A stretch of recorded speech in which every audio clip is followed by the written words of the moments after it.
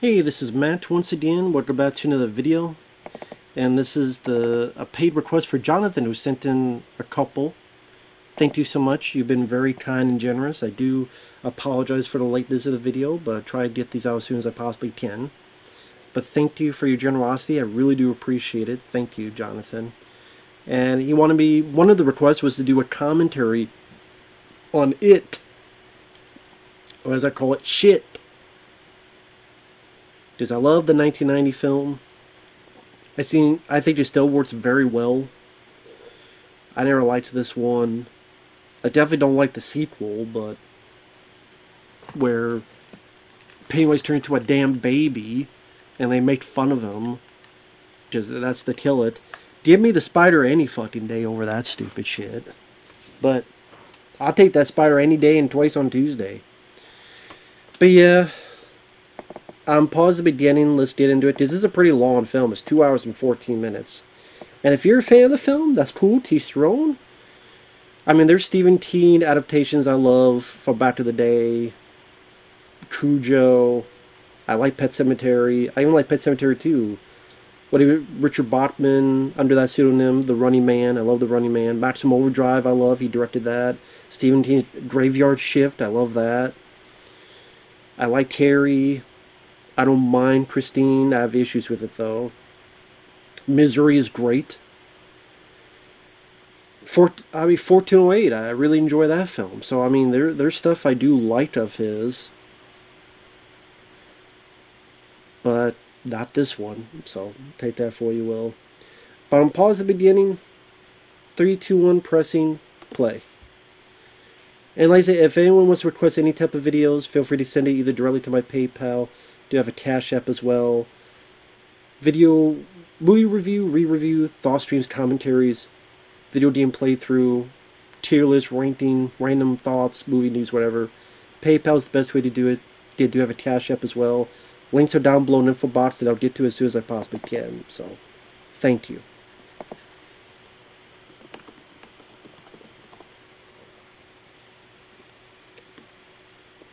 I'm looking up the director and what he did after this.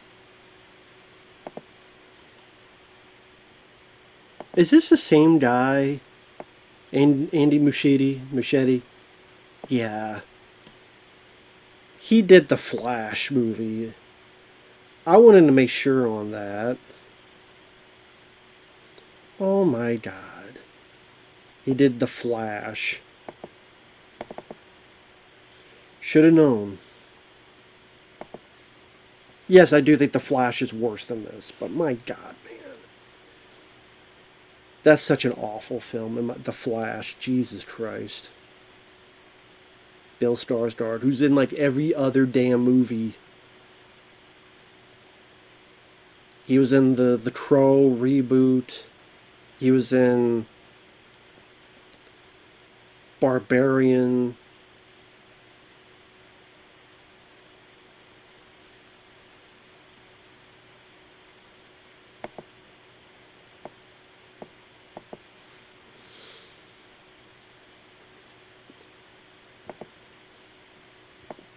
So you see the Gremlins poster and the Beetlejuice poster.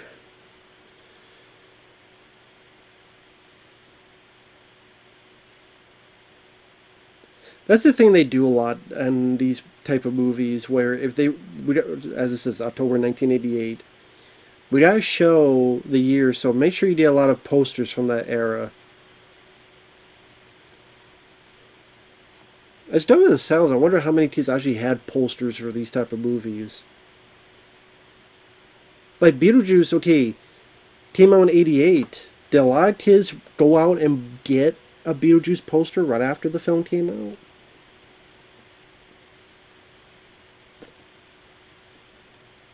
Maybe, I don't know. But yeah, this one, I remember seeing the first It film, the miniseries, when it debuted on ABC. It has such a great intensity to it, even though it was a TV movie. But Tim Curry was wonderful as Pennywise. and just how it kind of pushed the edge of what you could do, and the use of sound and music, the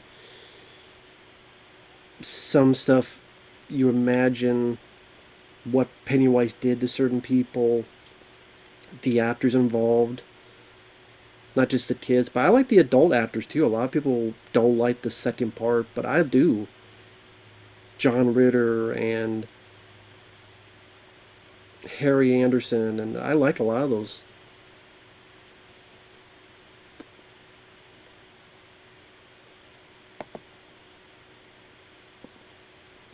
Is there like a jump scare here, or is it later?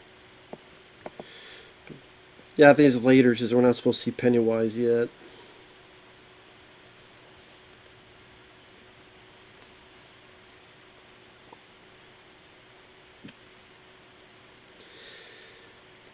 This is always a weird story too, because within the story, there's this bit where, of course, they would never film this in either version, where the fucking kids somehow not being a virgin would empower you or something. Or something like, okay, we don't be blood brothers and sisters, so we cut each other, but also they all have sex with the girl. So these kids are supposed to be like 13, 14, but they're having a fucking orgy.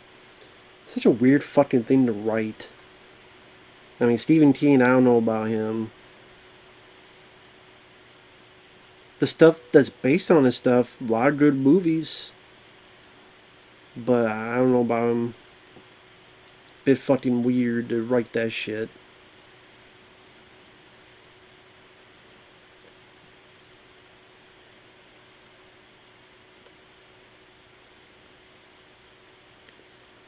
Now Jonathan Brand is I mean, not this kid, but the other kid who the walkie-talkie.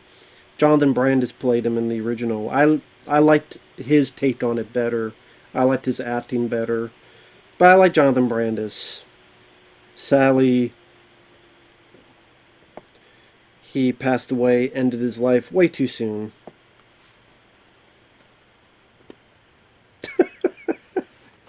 I remember that now. Oh, well, obviously, they just pop. Yeah, God, that reminded me. I should say I didn't remember it. It reminded me now. God, the way he hit that fucking thing and the sound effect, boing. Was that really needed? Was that really needed? Where he's running and boing, like the sound, the cartoon sound effect, that boing. Give me a fucking break. How goofy that was. I forgot about that, but remind he just running and do do do do do do. What the fuck? That was so stupid. That was so silly. That was goofy. That literally made me laugh. Holy shit.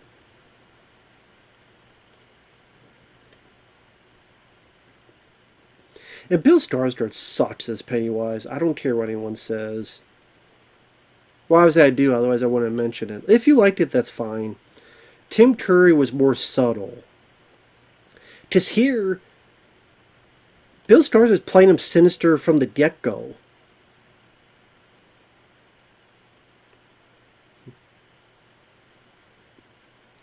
Like the way he looks, he's got like the Stanley Kubrick look, his voice. He already looks like he wants to hurt someone, but Tim Curry played off as trying to be friendly and trying to make him laugh and trying to be jovial. Does he have to lead up to putting down his defenses, put his guard down?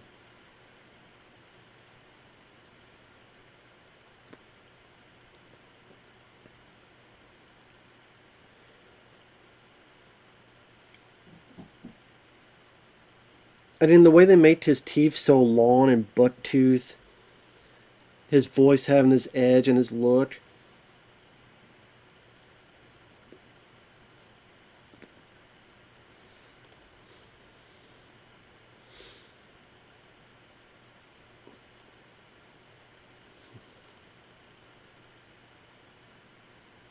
Even that serious look there, like, you could tell that he's not a guy to trust.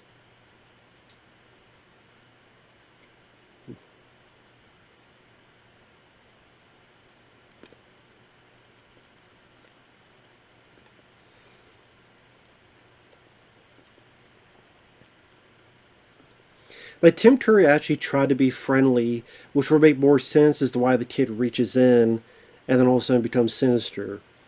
But here it's like he's trying so hard to be so like he's so sinister from the get go that it's telegraphing too much and too early.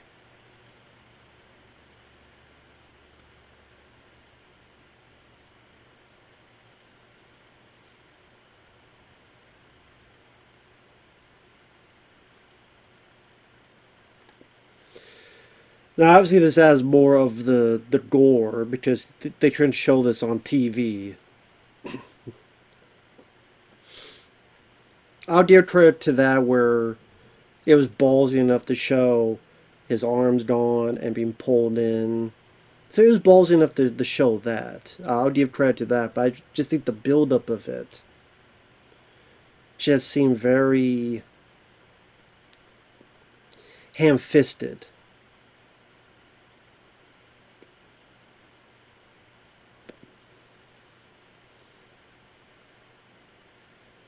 Yeah, I know. Shit. Shit. This is a bad. This is a decent camera tracking shot. Not tracking, but establishes shot to show the area.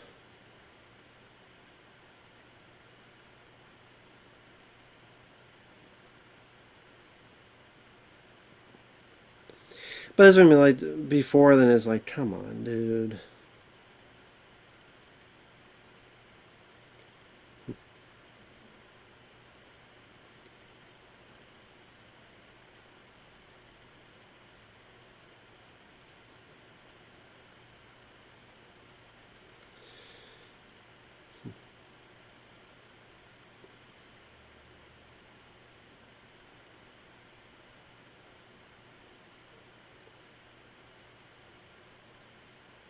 I think that's Stephen Williams, isn't it? Yeah, that's Stephen Williams. I forgot he was in this. He was the Duke, and Jason Goes to Hell, the Final Friday.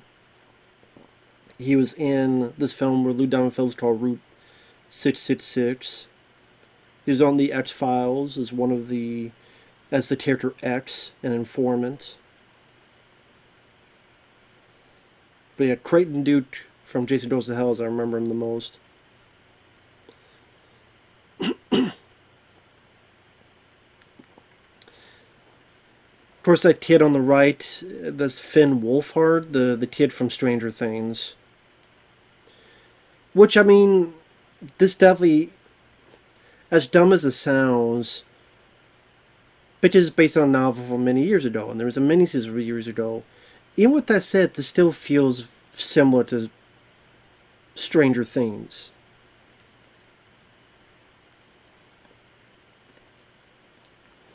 In fact, I guarantee this film got more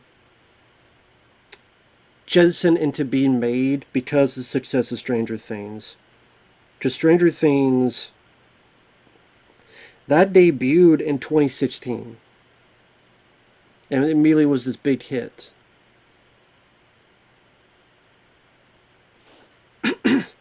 And so, hey, Stephen King is an inspiration for it. I mean, just the way the title of Stranger Things looks. Oh, why not do this movie? Which this was a success.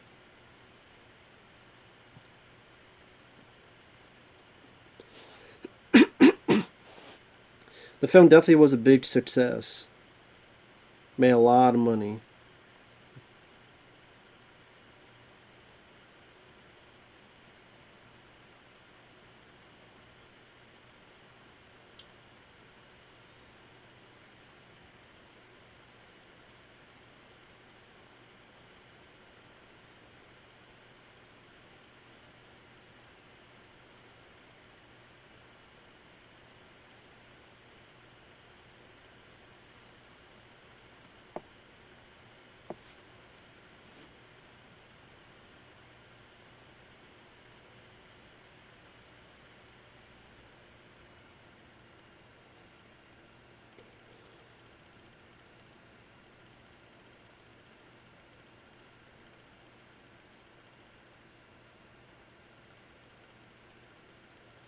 So it is a 7.3.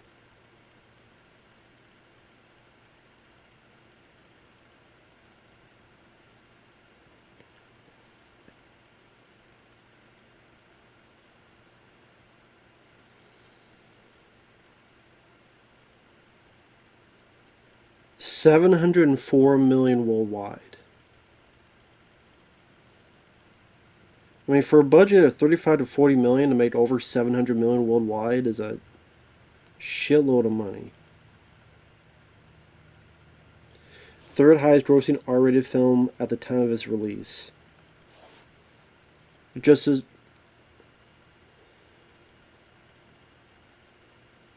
if you don't adjust for inflation, it was the highest grossing horror film of all time.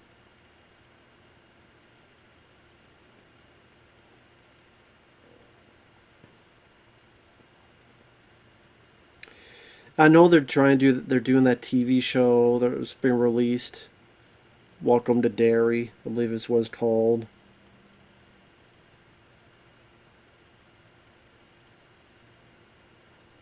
Yeah, Welcome to Derry, 2025 on HBO.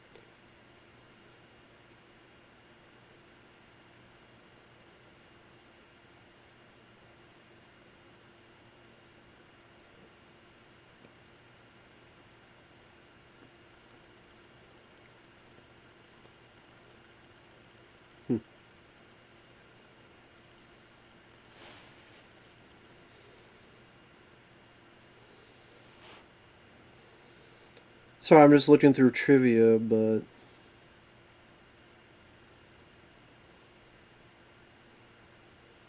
I don't know. So that whole bit between the girl Beverly and the other kid wasn't a bad exchange. Didn't mind it.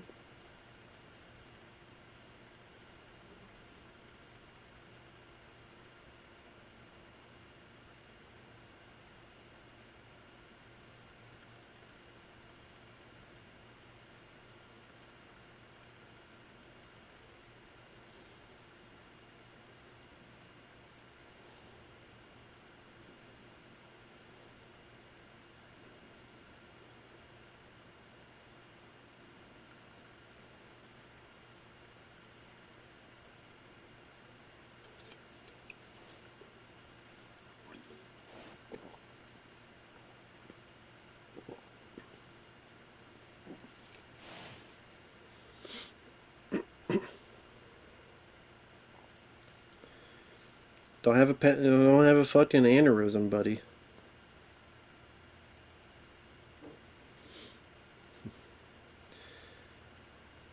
You'd use as a bond.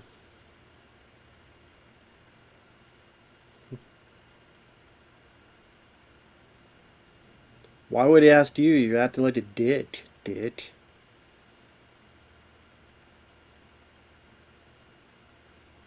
I understand with what's going on, but still. Still acting like a dick.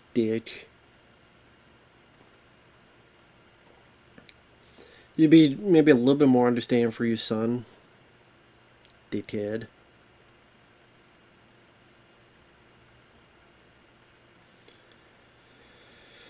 Quality meats, yeah. So quality of meats, huh?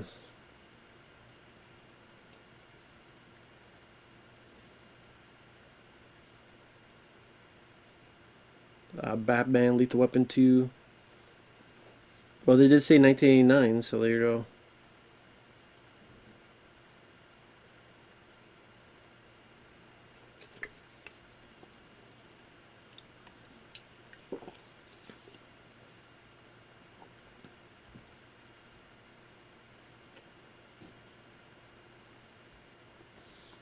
I just remember like the attempts at fear, the attempts at scares, just didn't seem much up to par.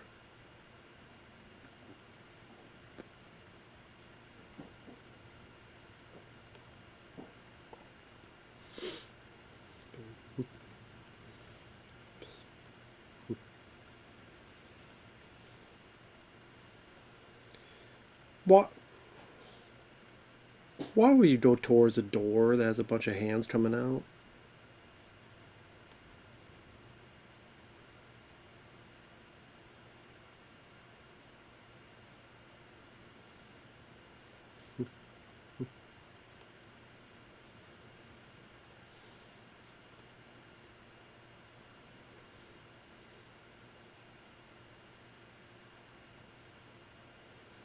Fuck you, buddy. How about you go suck a dick?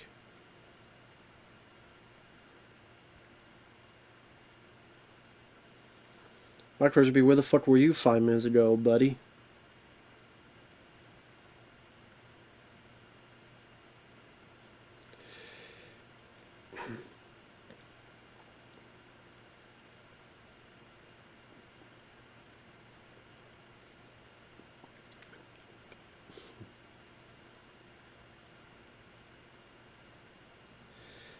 But I know the idea behind the movie, of course, is that the parents are all full of shit. They're all up their own ass. They're all dickheads. So that's why the kids, if they find someone to relate to, is because of the other kids. The only people they could talk to, only people they could trust, only people they could interact with.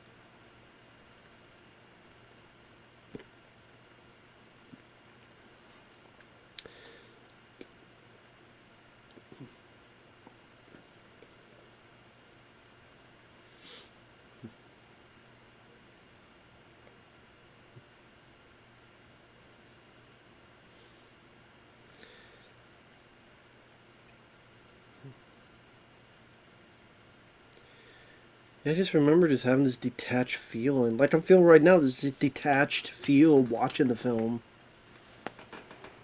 This detachment where I'm not that into or invested into it. I just thought Tommy Lee Wallace had a better pacing of the story.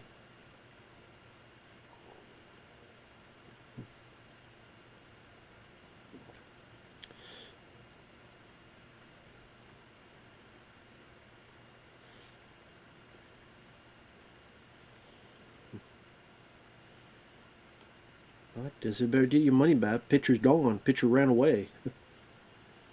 Damn, even the paintings are running away from the movie.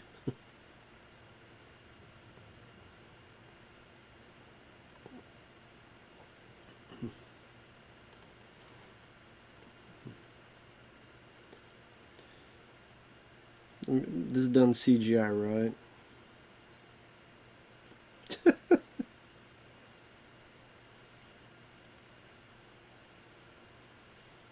Jesus. I forgot about that, but now I see why. The squishy face lady in CGI, it's like, okay.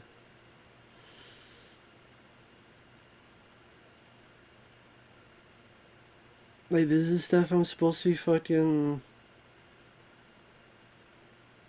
excited by?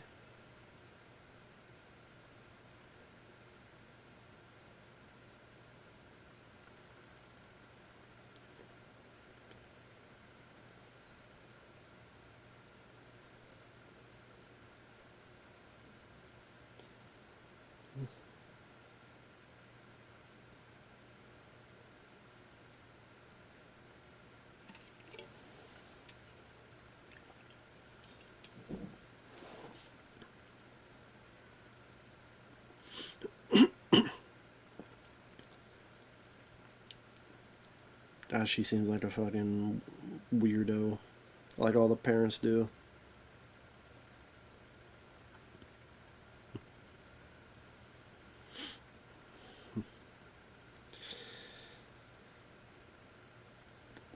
But I know it's supposed to be for how these characters, how they interact with each other, and how weird and off-putting their parents are. That's why they gravitate towards each other.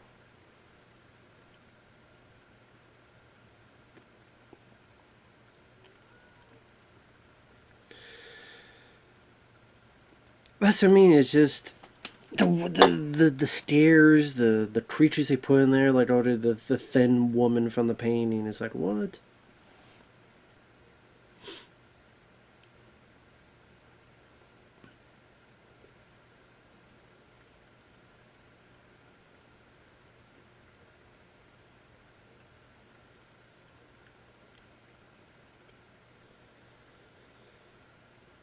Usually now people would be happy that kids are in a fucking library reading a book,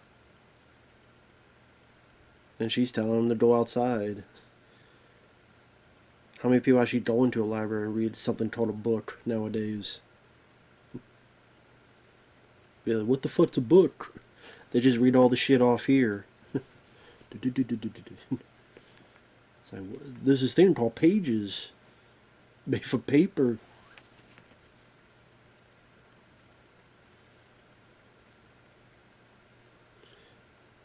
Dairy Ironworks explosion.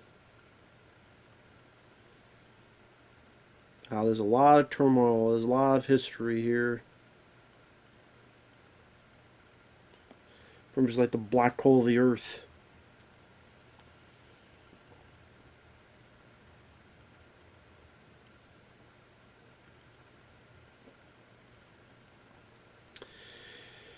With how much trouble that town gets into, it must be them, the Hellmouth from Buffy the Vampire Slayer.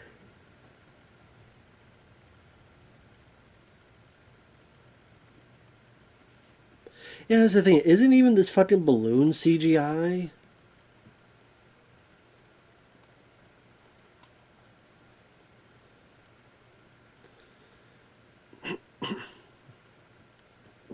Maybe not. Maybe I misheard or misread that.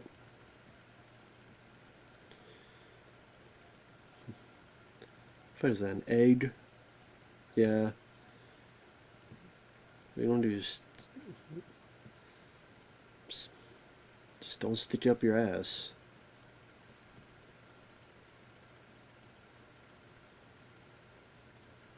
What do you be found eggs for? Like,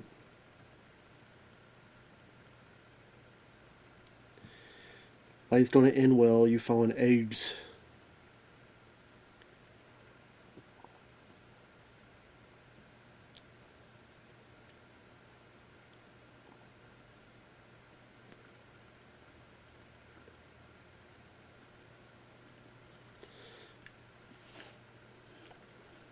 And Bill Skarsgård, like the way he plays Pennywise, just so over the top and just so goofy to me that it does the opposite of being scary. It just seems goofy.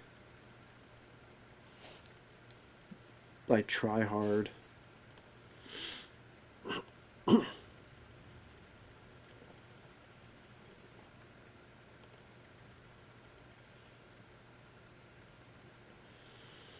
So got a headless person coming after him.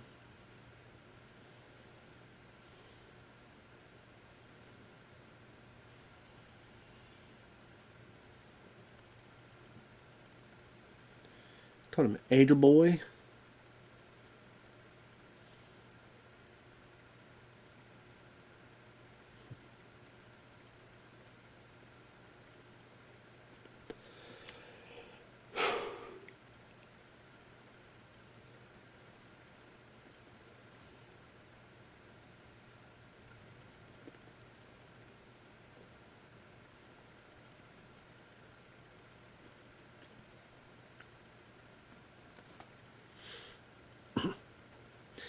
Which I know, I think in the novel, like these guys, like in this movie, were a lot more harsher, a lot more violent.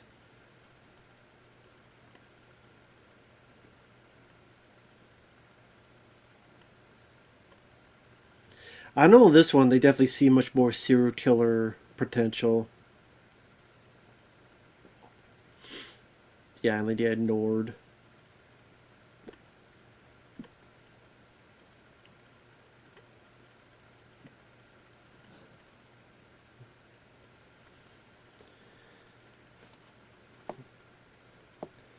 Yeah, I know. I think some said that this is more in tune with the book, just how violent and crazy they are.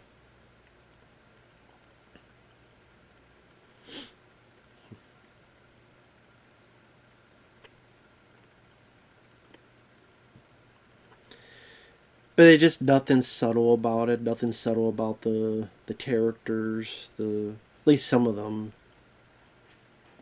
This guy's just right at 11 the whole time.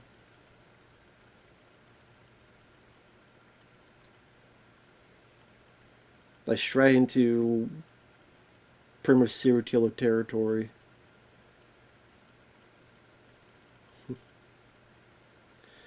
Like, there's really not much build up to it.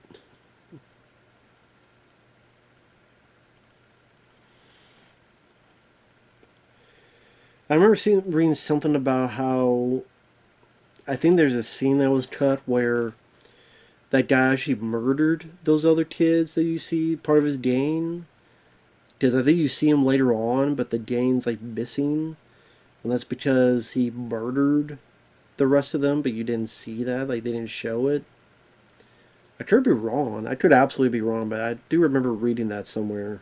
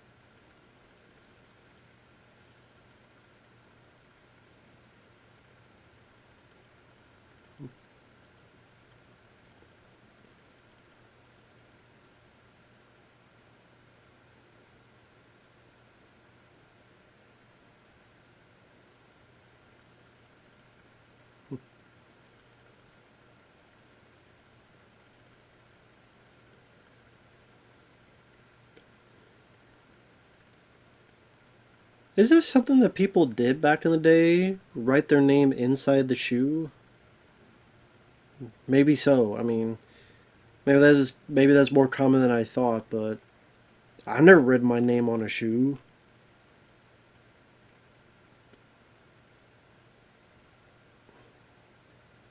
Why would you? I mean, I guess there's a reason why you would write your name on a shoe, but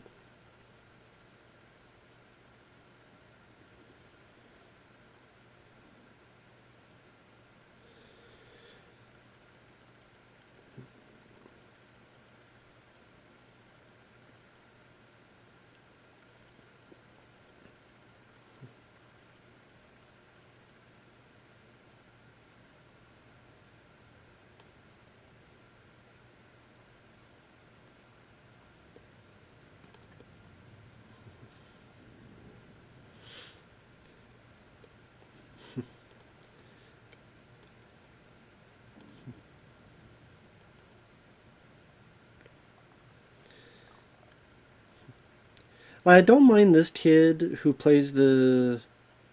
I forget. I'm so bad with names. The kid that got cut up by the bully. I don't mind him as an actor. The lead kid with the stuttering, I just thought he was kind of a bit too monotone for his entire performance. Being very like monotone, which is he's talking in this one tone for the entire movie, and that's just how his voice is the entire thing. It just not for me. Finn Wolfhard trying a bit hard to be funny.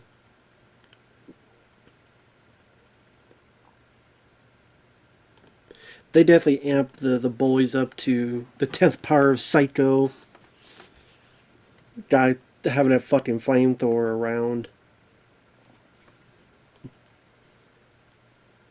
I mean, maybe that's how it was in the book, but again, really not a whole lot of subtlety in this movie. I'm not saying the original was the most subtle film either, but this one even less subtle in anything.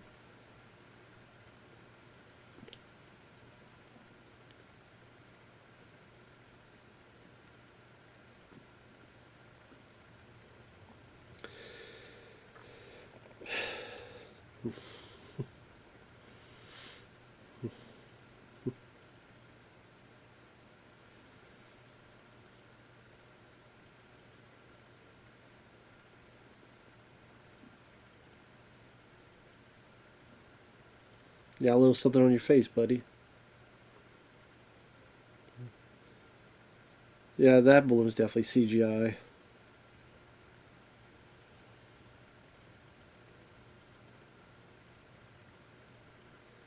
I didn't just sit shaking his head or okay, whatever. I just don't find that stuff scary. You know, whatever, fuck. That's it. Just a level of disinterest watching the film. I mean, I know I may not be having such good, valid reasons why I don't like the film. I just don't like it. I didn't find it scary. The acting of the kids is not off or anything. I'm not going to say that, but I get more out of the kids the original.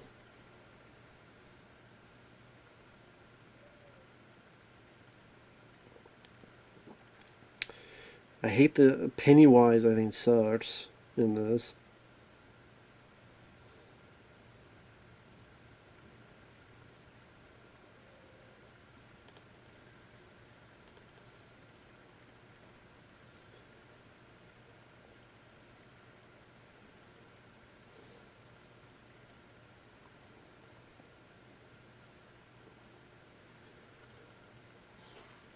I'll be right back. Alright, I'm paused at 37 minutes and 11 seconds in. I'm paused now. Again, sorry it's not the most informative commentary, but to be honest, I don't know what to say about the film, to be honest.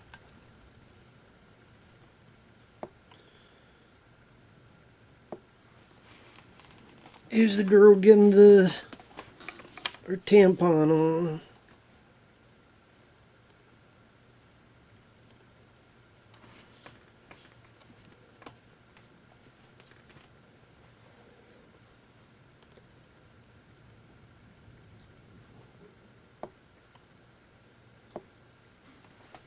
If he looks like Clark Kent, I look like Clark Gable. But idea what she's doing.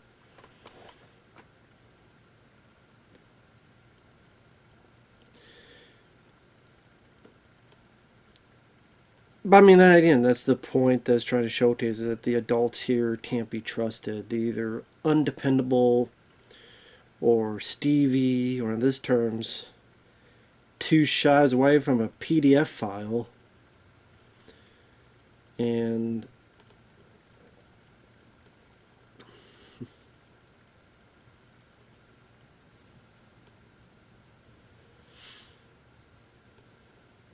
get away.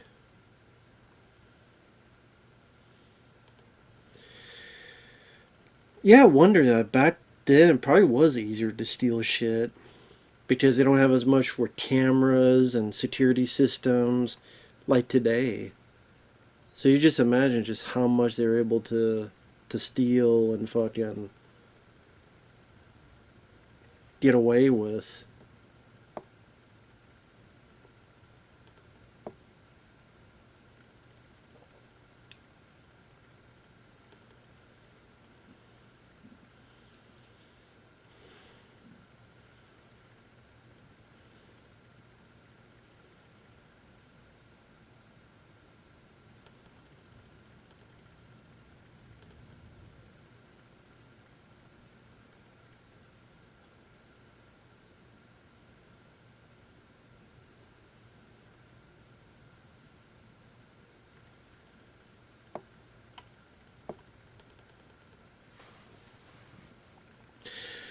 I mean, I do think the girl that plays Beverly does do a solid job.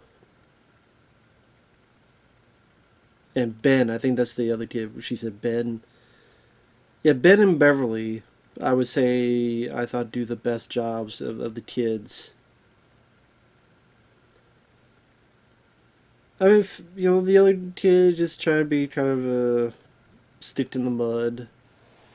Which, I mean, he didn't have a whole lot to that character to the one that would grow up to be Richard Basser in the original. He didn't have a whole lot to do, to be fair, in the original.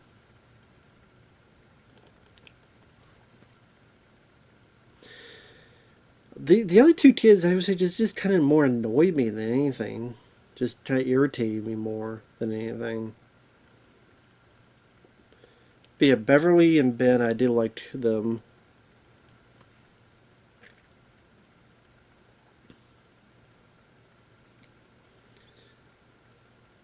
Because you have the Stevie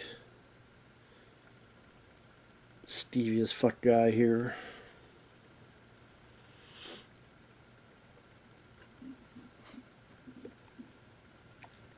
An idea is trying to build up the characters, take his time. I don't know if I call it slow burn, but it's trying to take his time on that front. But it's like, god damn, it's been 40 fucking minutes, man. But here you go, the more the Stevie and sexual, perverted piece of shit. Which, I mean, this is more R-rated, so they try to push that a little bit more. Because, again, there's only so much you could get away with that in the original made for TV. But yeah, I think for made for TV, they did what they could.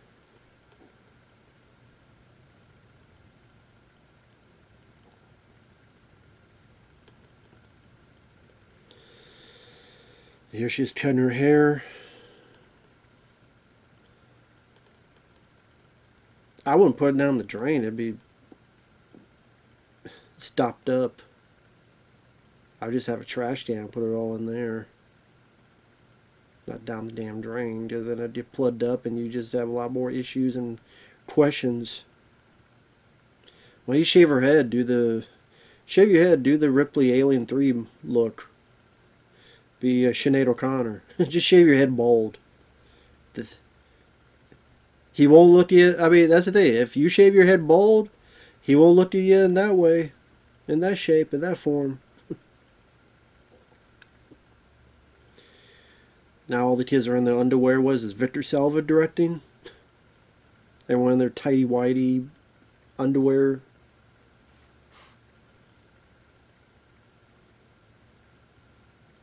Was Victor Salva on set? Did he co-direct this?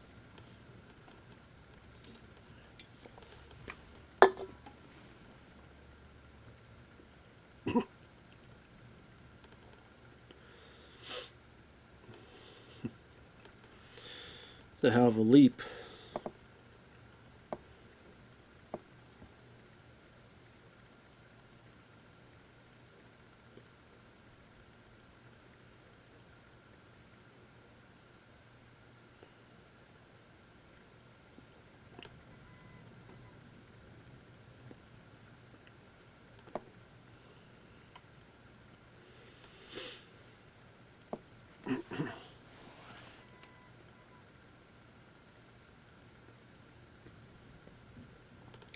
Again, just remember that in the novel, these characters are meant to have a fucking orgy with each other.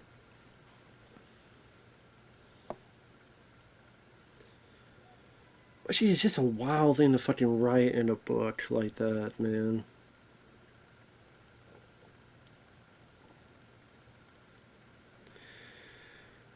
Because you have Ben who likes Beverly, but Ben, he kind of figures, because of how overweight I am, I'm not going to be able to get much further. But then you have Beverly going for the lead kid.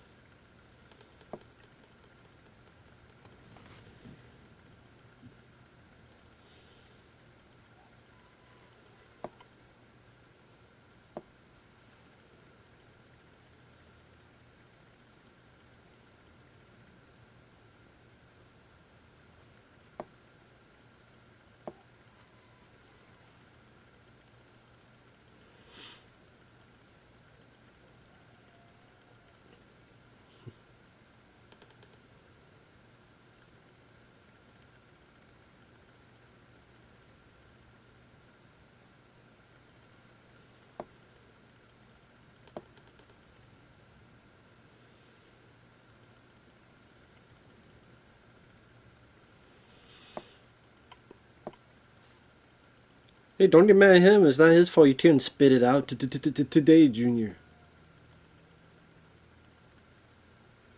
So look at the history of how shithole of a town this is.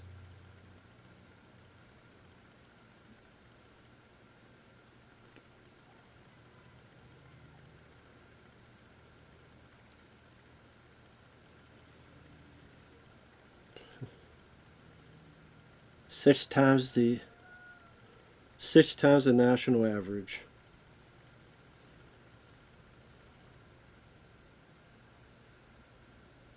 So here we're going to learn even more of the history of this kid's place. I don't know why I'm telling you things you already fucking know if you're watching it, but oh well.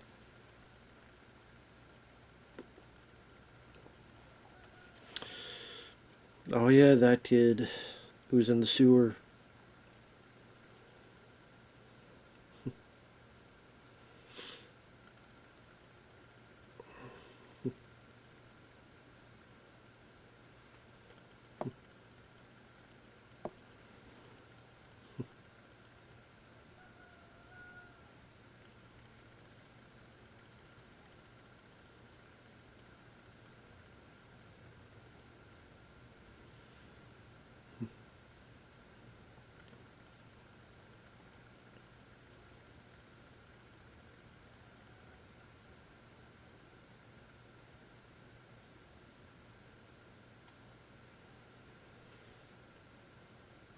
Finn Wolfhard, like his character is trying so hard to be funny and is like rarely is ever funny.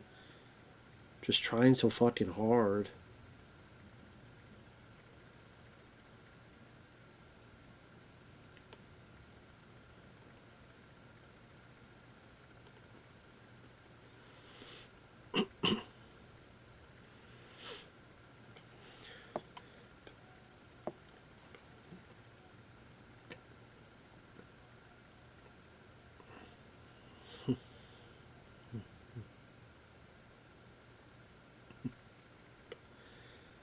It's just a weird editing choice to include that music in there. Like you try in the middle telling this kind of interesting story about the backdrop of this town and so many kids missing and how it's such a shithole place and the whole bit of mystery.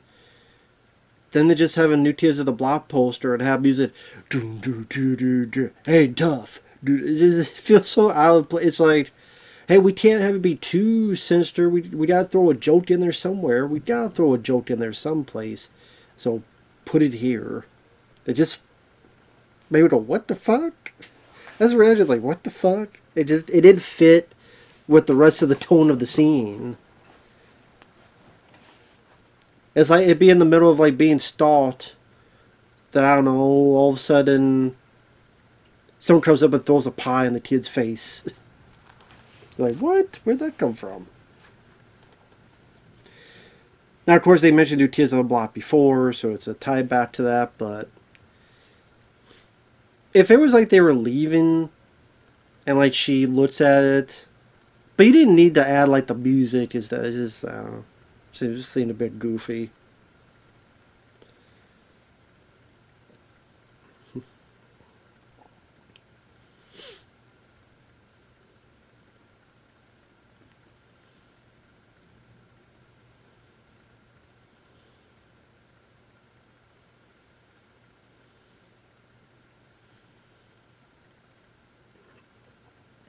Then this is the guy who's supposed to be like the leper.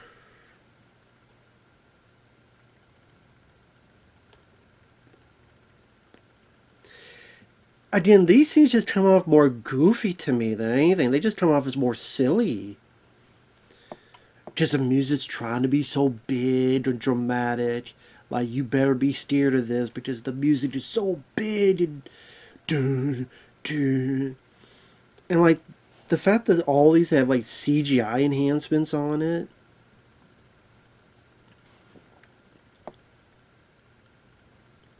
And Skarsgård just has such a goofball portrayal. Just such a try-hard performance.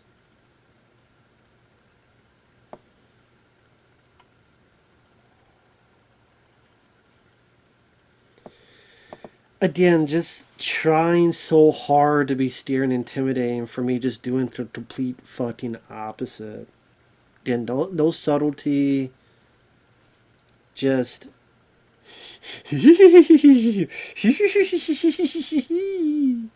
shut the fuck up, put a dick in your mouth and smile, buddy.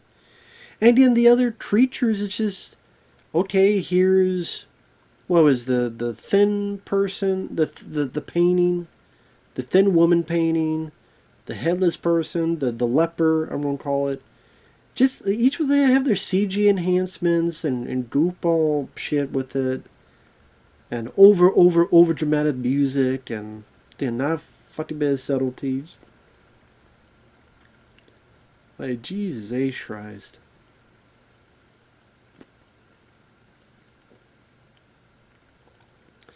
So fucking stupid. I just goofball horseshit. I seen the scares, the horror, they just did not do anything for me in this. Well, I still think it's cool and clever when he opens up that bathroom and then Pennywise sticks his head out and is talking. I still think that's really cool and neat looking.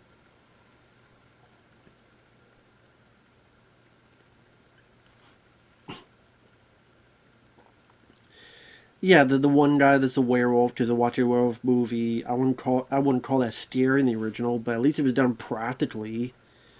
It wasn't just the CGI enhancements put in that to be detracted from it. Even this, like you tell, like they're trying to have the dramatic camera angles. So I have the dramatic camera angle here and there and over here and the most dramatic camera angles. Make sure. Like in the original, I remember her hearing a voice. I'm like, that's a bit weird. And the end close like, what the fuck? And then you see a spurt of blood. You go, oh shit. But here it's trying to be more drawn out. This whole thing with the tape measure.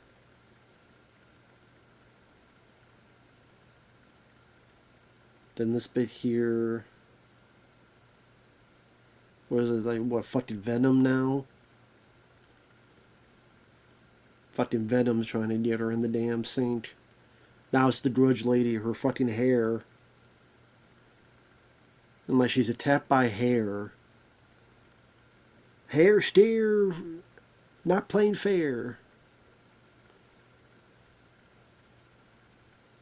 And then the blood spurts out. In a very, very dramatic fashion.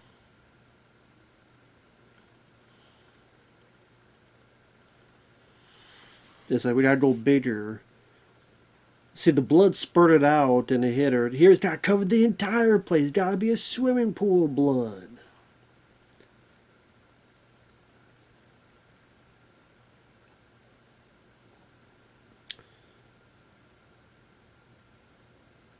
And the idea is that he doesn't notice or see anything. Like in the original film, he doesn't see anything. Doesn't see any blood. Because what they see, the parents don't see, vice versa. So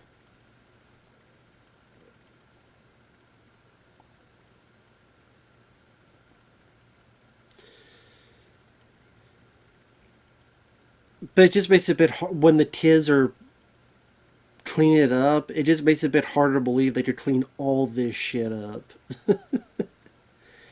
Do you I mean, how many fucking towels and shit will you need to clean this whole fucking thing up?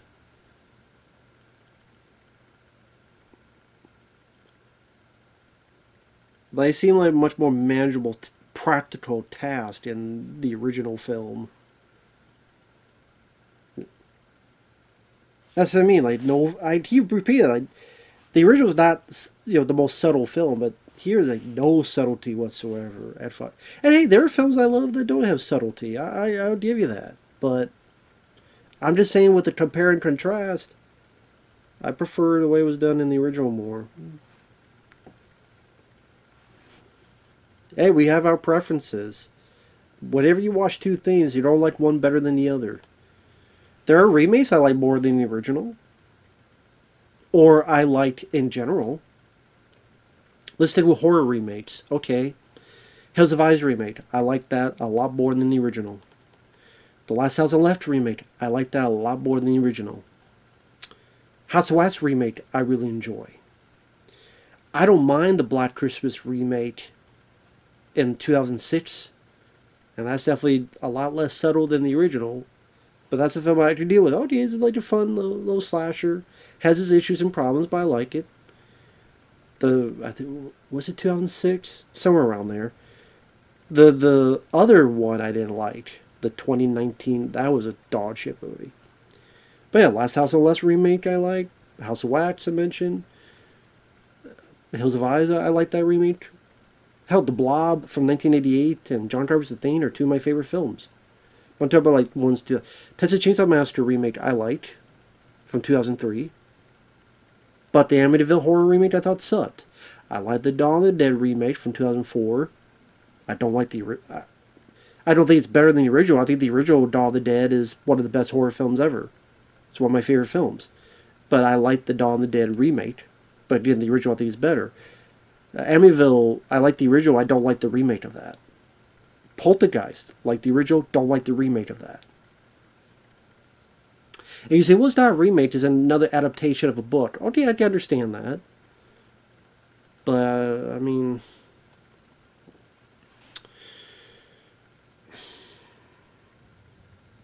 like Salem's Lot, they did that. I'm kind of 50-50 on. There's some stuff I liked about it, there's some stuff I didn't like about it.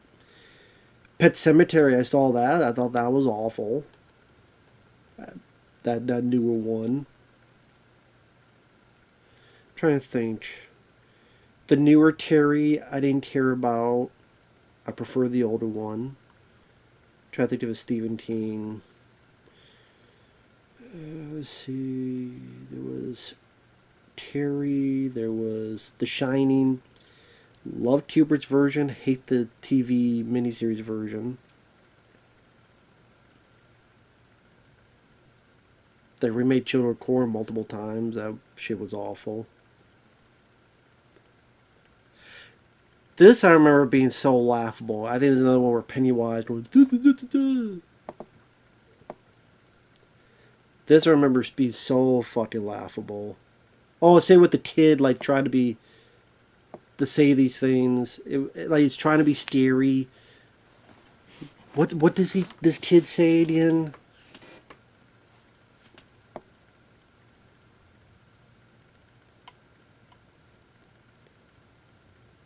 The floating.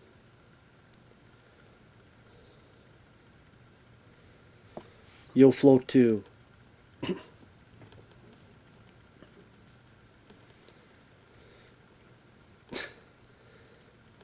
You'll float too.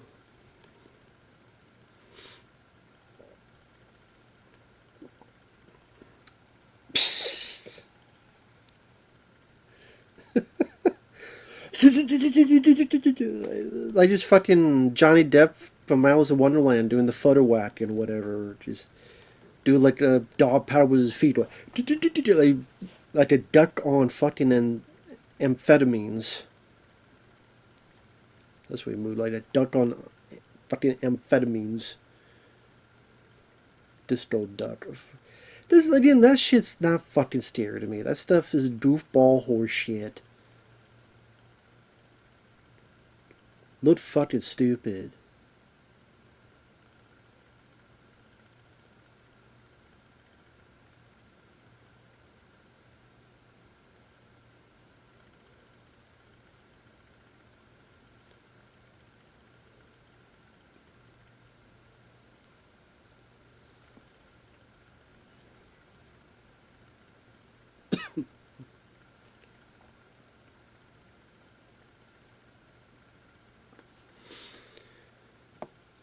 Yeah, I think the idea is that they see all the blood, just the adults' parents can't. But then it means like, how the fuck are you all gonna clean all this shit up?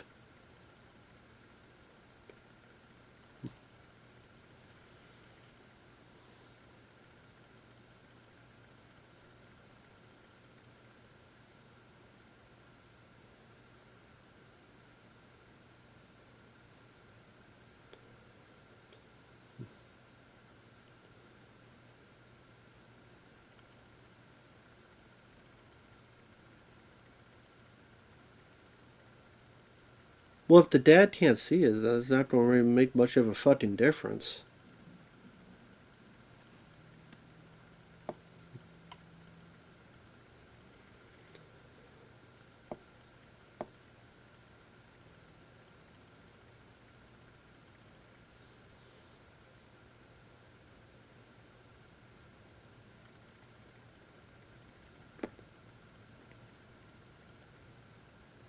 See, how the wiping is like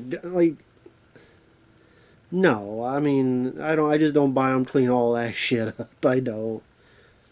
It would take a long fucking time than what they had. That's a lot of fucking work. A lot of. I mean, I know there's multiple people there, granted, but holy shit, the amount of towels and all sorts of shit you would need. Like, goddamn, man.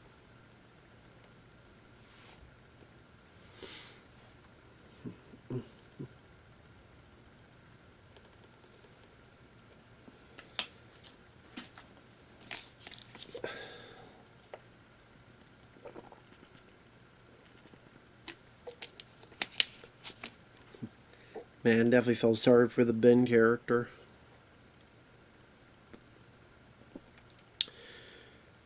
I would say him and Beverly I liked the most out of the kids.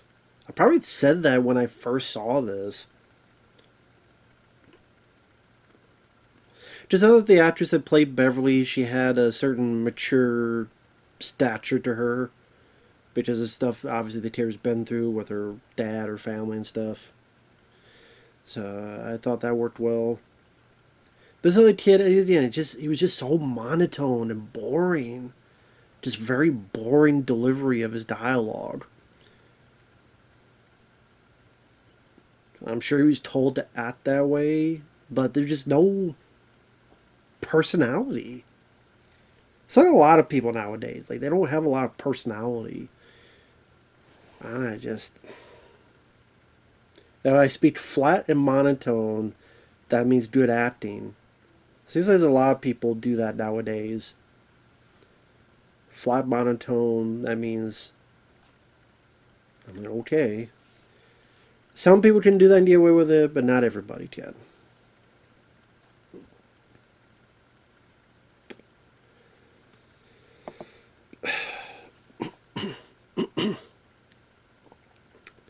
God, we're over an hour. We're an hour and 4 minutes in, and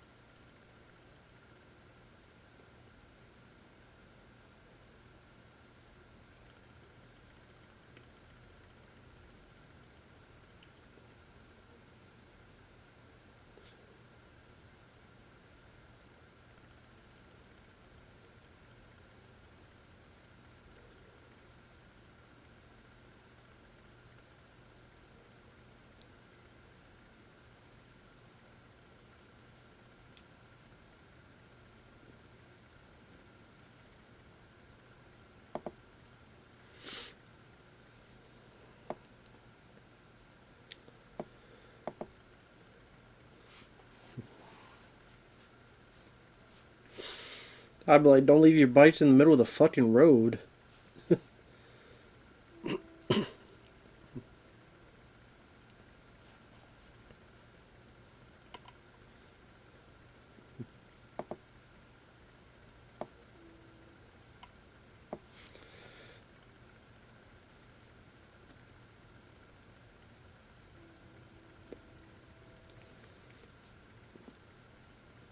Like this guy playing the bully, just they just his only they're like go amp it up to 11 the entire way. Be amped up to 11 cycle level from the very first second you're on screen.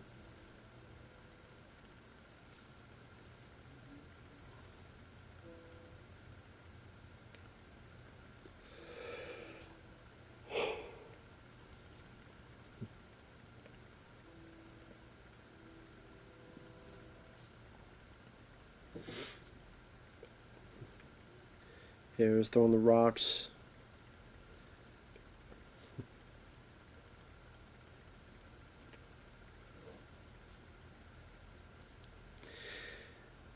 Which I know they had this in the original film as well, them throwing the rocks and stuff.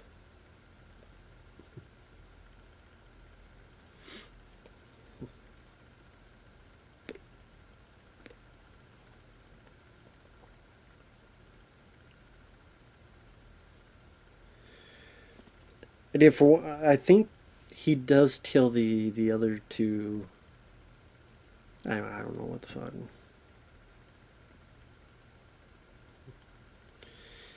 With Stephen T stuff, like I mean, to be fair, I have not read his novels. I've heard, I know of them. My mom had a decent collection of Stephen T novels. It's just the amount of time of reading a book. I can't help it. I prefer watching a movie than reading a book. That's just how I am. And that you just look at the size of some of these books and they're just so fucking massive. It's like, Jesus Christ, it takes so fucking long. I'd rather watch a movie. Just how my own preference. And again, throughout the years as a kid, just watch a lot of those Stephen King related stuff. Whether it be, I love Maximum Overdrive. I love Graveyard Shift. The Mangler I enjoy. Like I said, I like Cujo. I like The Shawshank Redemption. I like Stand By Me. Misery.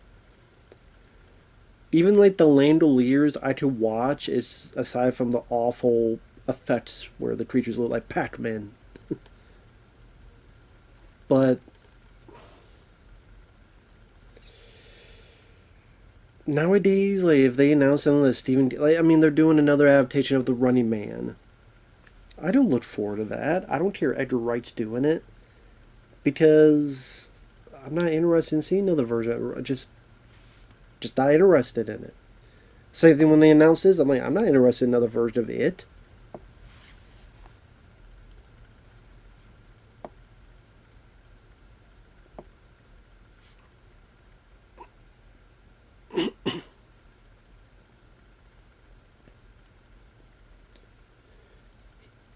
Your dad thinks this town is tourist, but he decides to stay and live there regardless.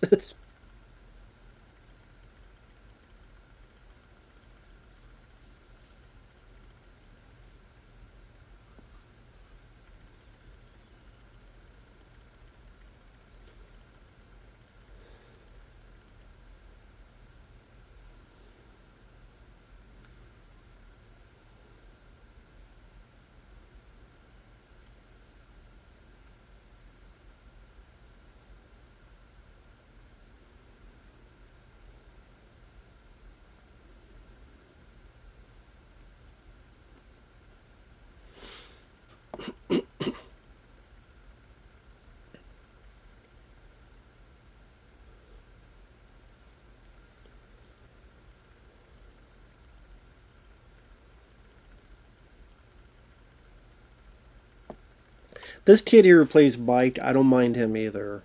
I would say,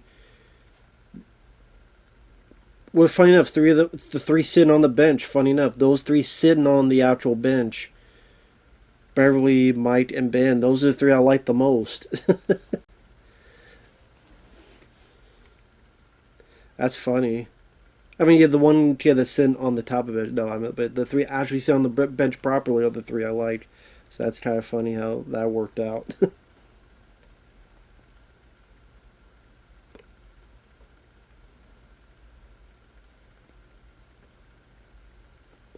What's funny is that back to the day they talk about how people of the miniseries they like the first half more, but the second half they didn't like the adult stuff.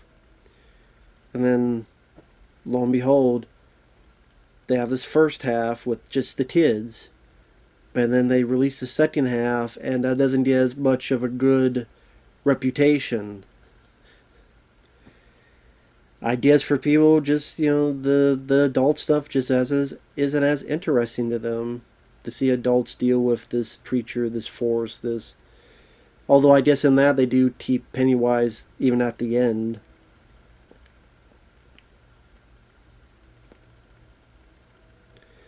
But again, like for me in the original, was never bothered by the adult stuff. People always kept saying, "Oh, it's so bad."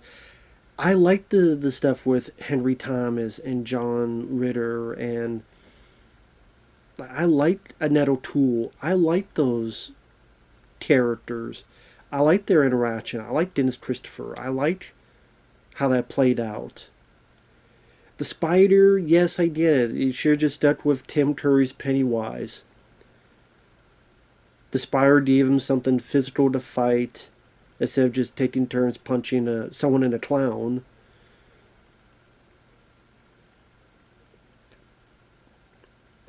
But it's, I mean, the novel had a weird ending that was hard to put onto a screen. And then the way they try to do it is have Pennywise, they make fun of it to show we're not afraid of you, and it turns to a fucking baby.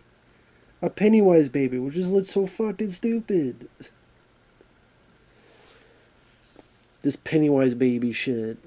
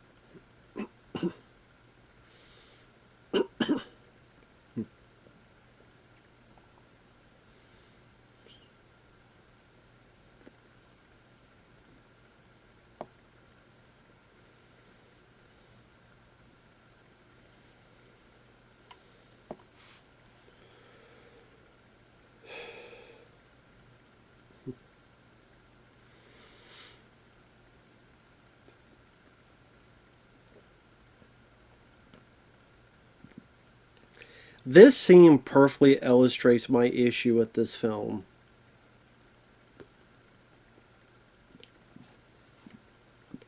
That scene perfectly illustrates it.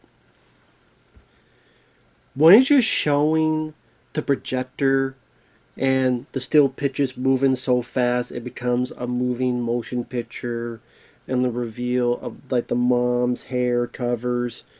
You see a little bit, covers, comes back, there's him, as going faster and faster, the music's rising, and then they kick it. That's all you needed. That's all you needed. But then they're like, we gotta go bigger, we gotta go more over the top. So then you have this gigantic fucking Godzilla sized Pennywise on the screen, out of the screen, like, ooh, 3D. And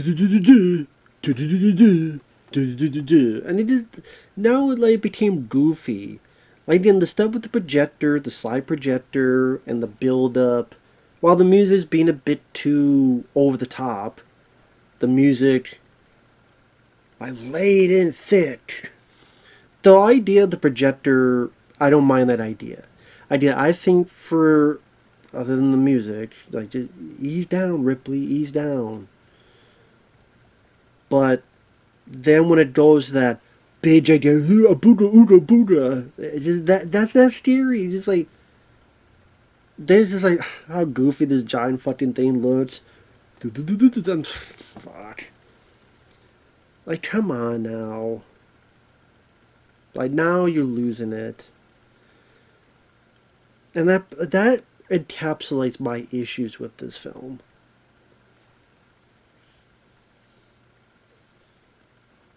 Like come the fuck on now.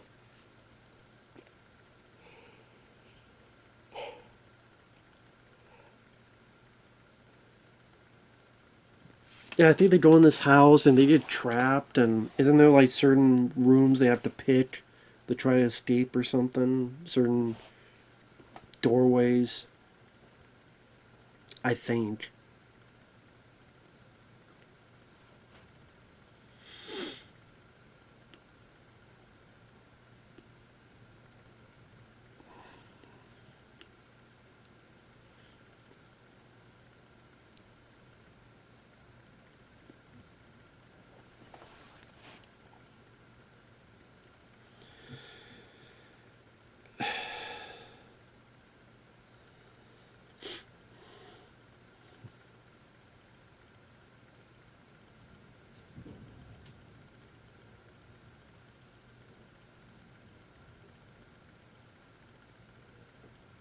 Damn wind outside. Particularly windy today. Like, Jesus.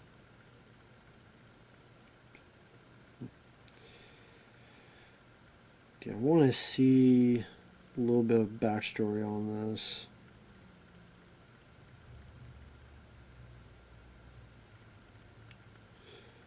Just because give me a little bit of something to talk about.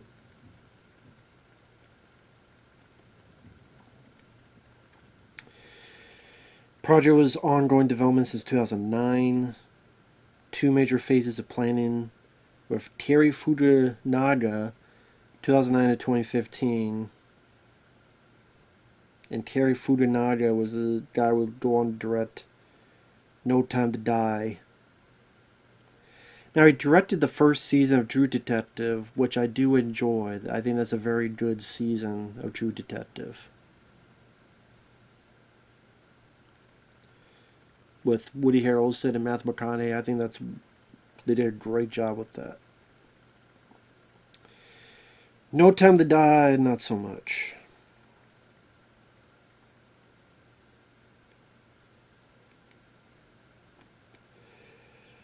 So I guess he wanted to do this, but then Andy Muschietti got.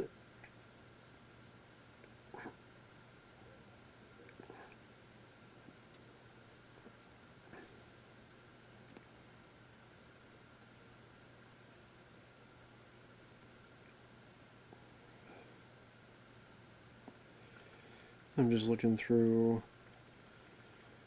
Terry Fukunaga says, I'm in the midst of rewriting the first script now. We're working on the second part. First script is just about the kids, more like the Goonies meets a horror film.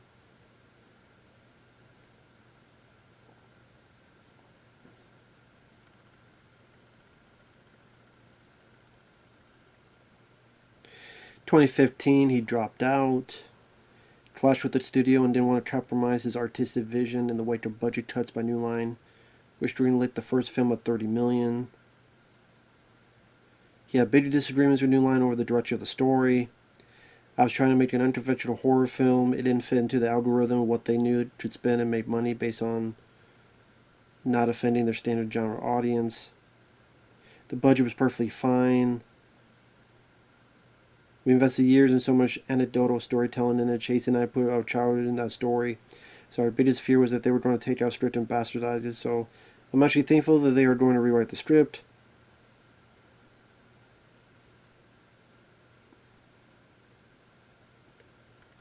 Again, I don't know.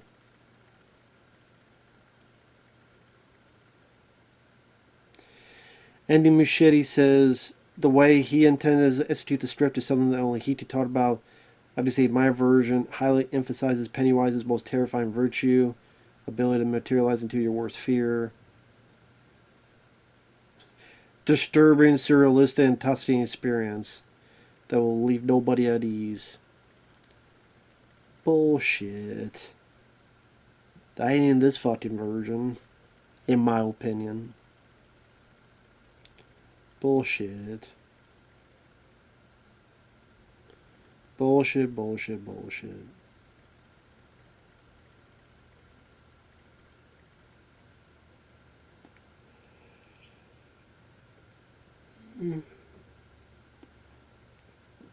Principal photography began in Toronto. Port Hope, Ontario. A lot of student ideas for dairy.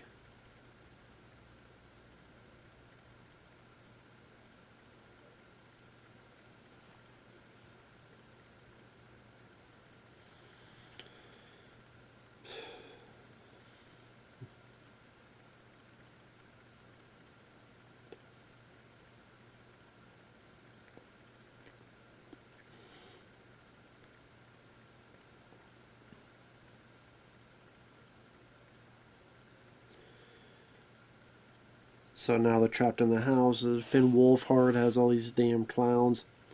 I think one of them looks like the Pennywise. I mean, Tim Curry. I think if you look closely, there's one with red hair.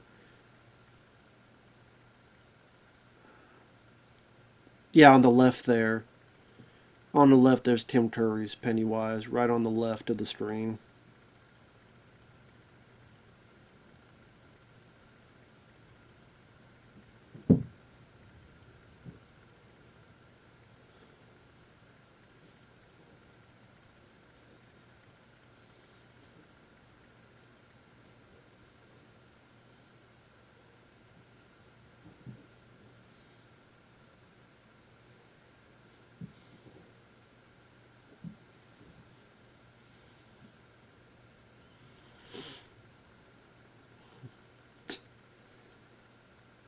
He jumps off like a goddamn kangaroo.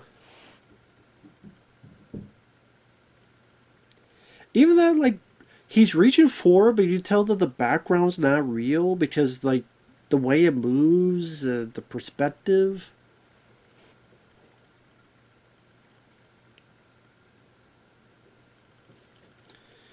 So like, you could tell, and it's just not within the same vicinity as the character. So I notice that, then I'm just taken out of it.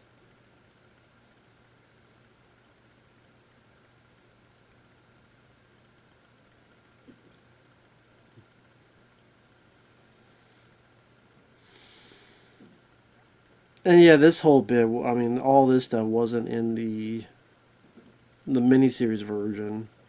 This whole bit with them in the house.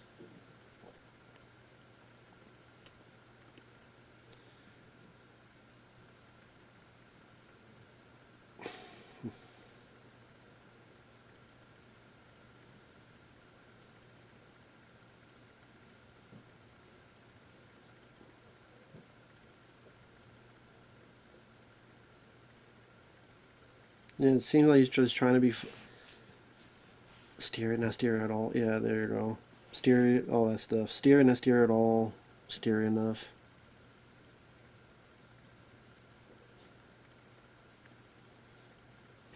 And I don't know what the fascination is with Bill Skarsgård. Like every other fucking film has to have him in it. Again, he was in the Crow remake. He was in Boy Teal's World. He was in that Nosferatu movie. He's in was the fucking that movie with Anthony Hopkins where he's a thief trapped in a car. He was in Barbarian.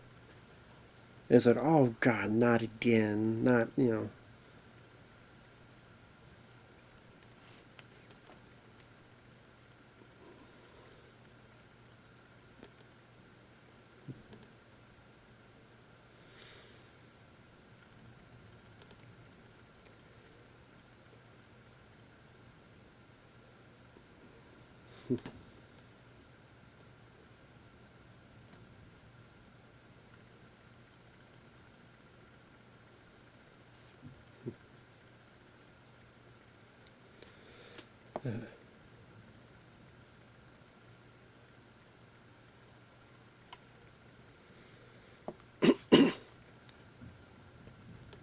Again, when he moves that fast and you could tell like the background's not real, just the way the camera moves, it just those scenes make it seem like he's in front of a fucking green screen. Those moments.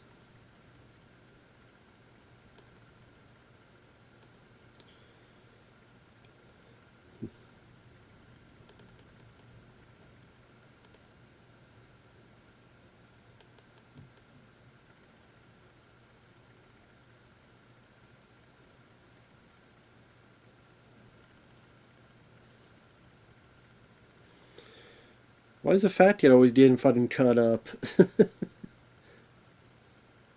First the boy, now Pennywise just wants to cut him up.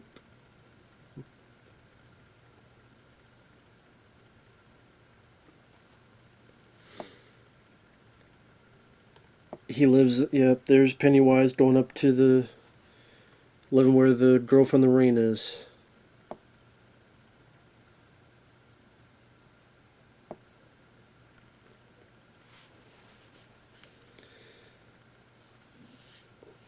Again, to show the difficulties of the parents, and this one being overprotective, overbearing. It looks like she's got a fat suit on too.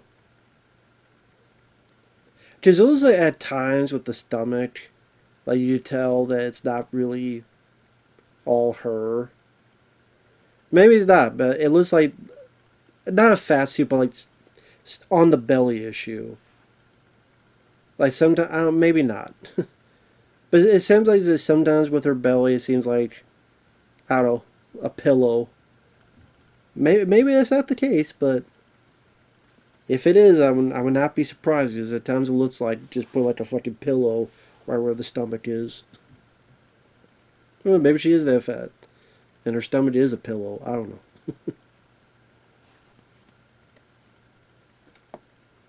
Bitch should be like, "Hey, you mind if we patch me up? Because it looks like Freddy Krueger got me here." You know what I mean? It's like, did I see this fucking wounds here?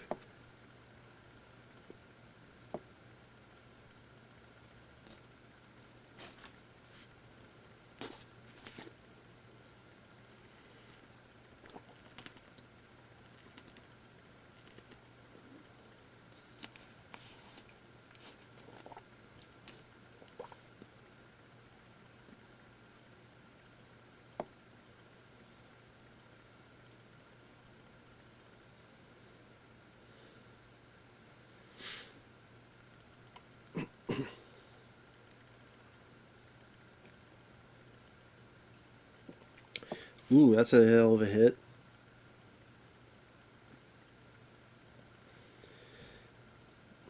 I mean, Finn Wolfhard's not lying. I mean, he is fucking dead. Ben should still be like, can I get, help for this? Like, I did, and it looks like a fucking cooter took a piece out of me. You know what I mean?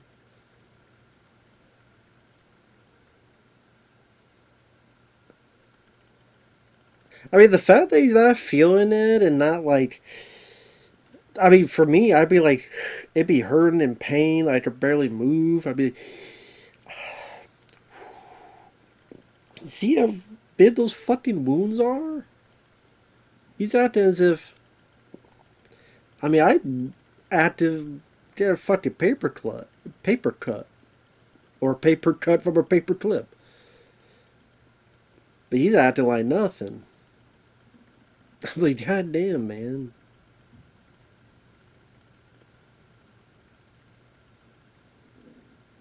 Like, did he go home and his mom saw that? What the fuck happened to you?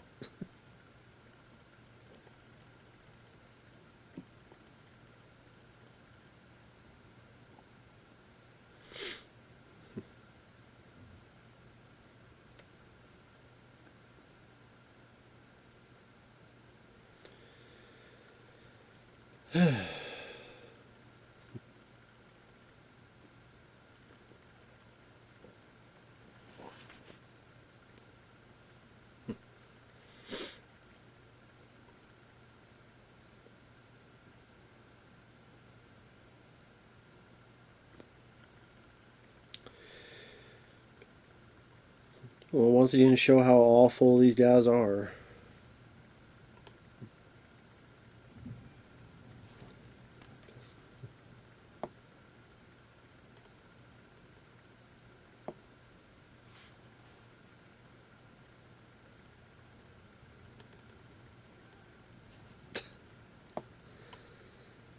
Ah.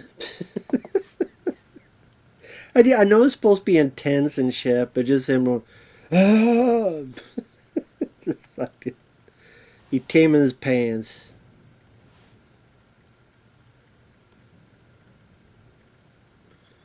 Stop being a pussy. Stop being a sissy. Stop being a pussy.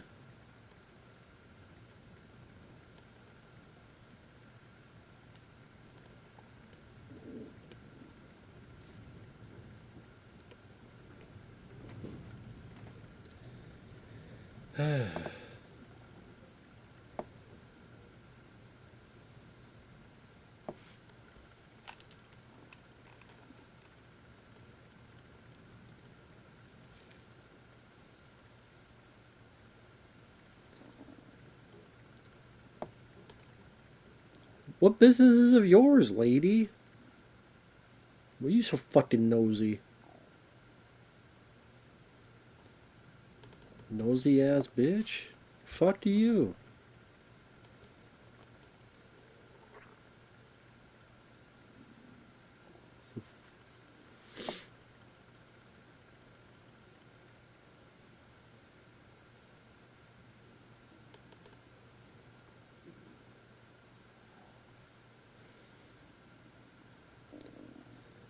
I don't know why these two jamotes hang out with this fucking guy anyway.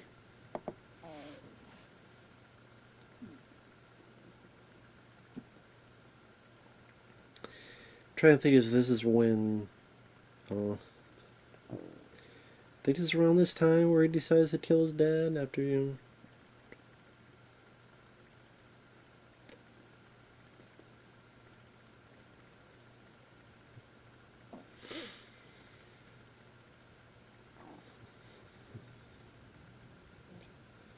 Wasn't. I don't know. Been given a box. Is it a knife or something? Oh yeah.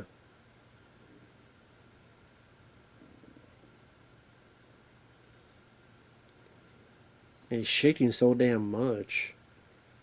Yeah, I think this is where he kills his dad. Because again, what I read up is that there was another bit where he also killed those two other guys, and that's why you don't see them anymore.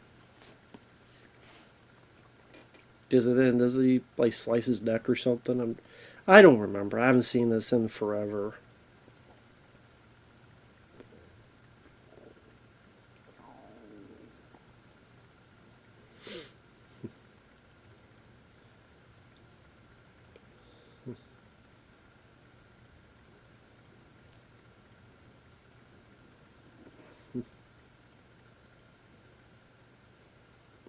But there you go. Just open the switchblade into his neck.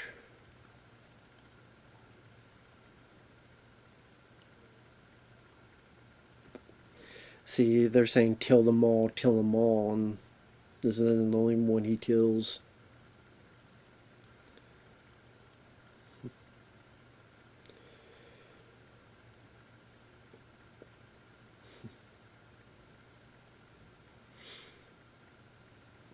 That grand party may be thinking, why doesn't Pennywise just kill him himself?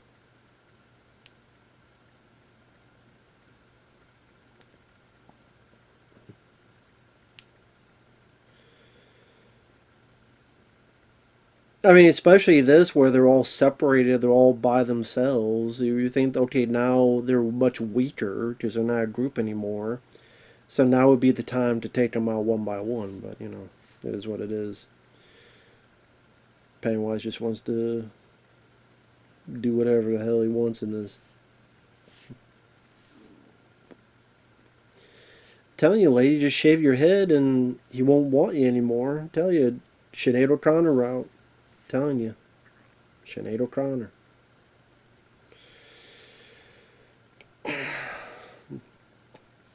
I forgot how dragged out this movie seems like too.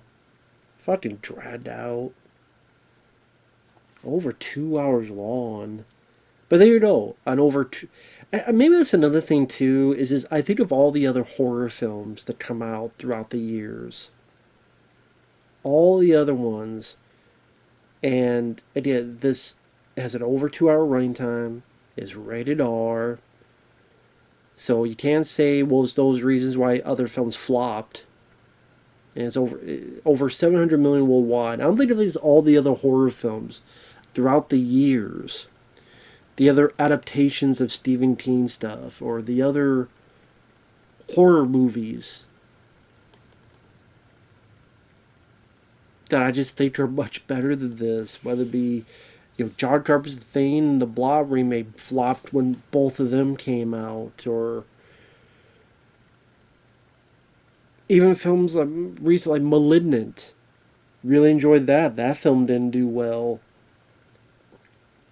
And I just look at the films that did do well, and I'm like, really? Hereditary? Really?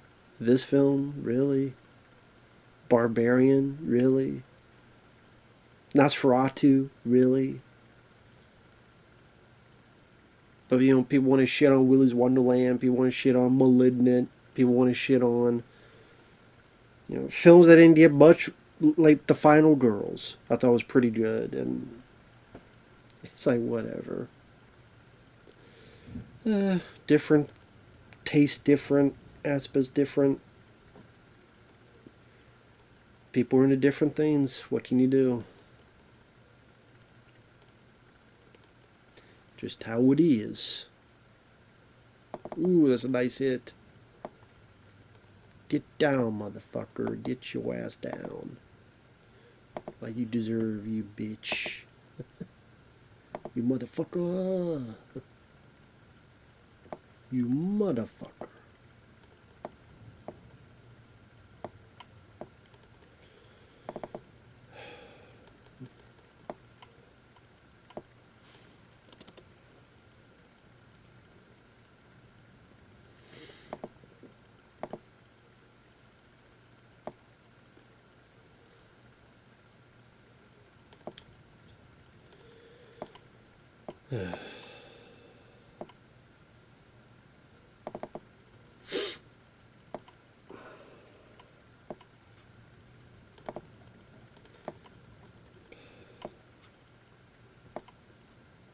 And sorry, I'm not saying a whole lot.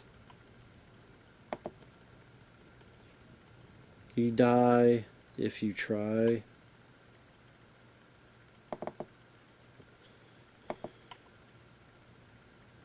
If you say so.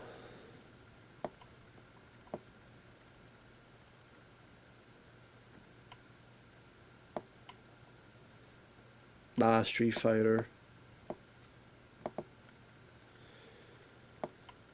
Sad that the movie playing in the theaters, Elm Street 5, The Dream Child. Granted, it says 89. But goddamn. What's more horrific? Pennywise or Elm Street 5? Fucking Dream Child. Jesus Christ.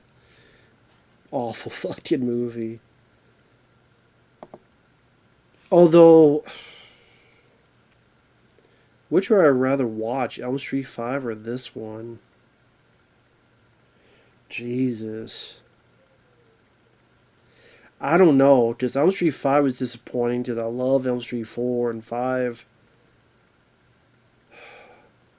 But there's probably more stuff I liked in Elm Street 5. I like the motorcycle bit. I do like that bit with the motorcycle.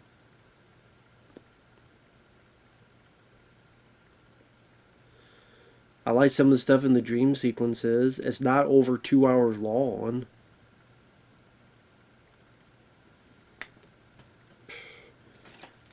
I mean, it's definitely a shorter film than this.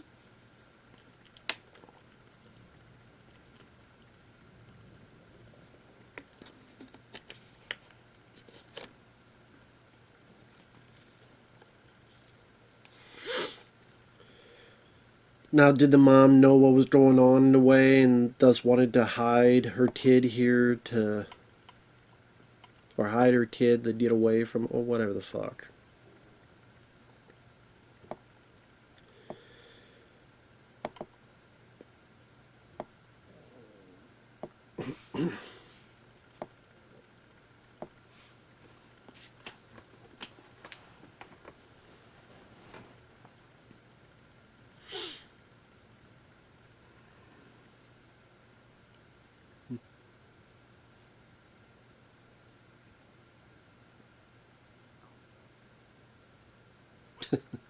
Yeah, that didn't quite work out.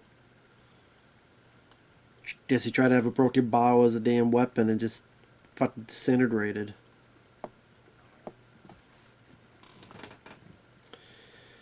So for those who just watch this as like a podcast, Beverly's been kidnapped. They're entering the house because I guess they don't go down where the lady from the Ring lives and go into the sewer system.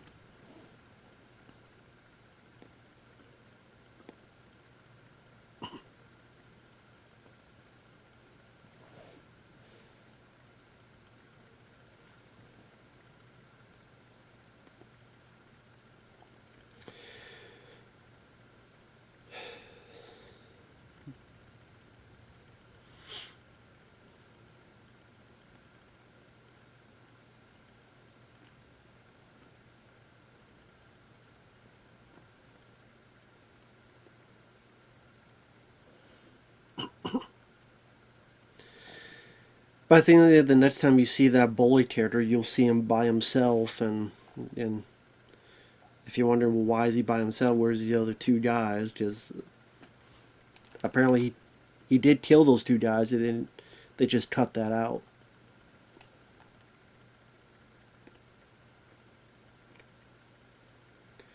Yeah, that looks like the lady where the rain lives in. Or it looks like the rain that the lady lives in. Should have fucking said. Well, I guess the other way around too, but no, the proper way was the well where the lady from the rain lives. If I learn how to talk right, Jesus Christ. I mean, if you know there's a sewer system, isn't there an easier way to get into the sewer system? We saw that earlier, that pipeline. But I just here to make more sure.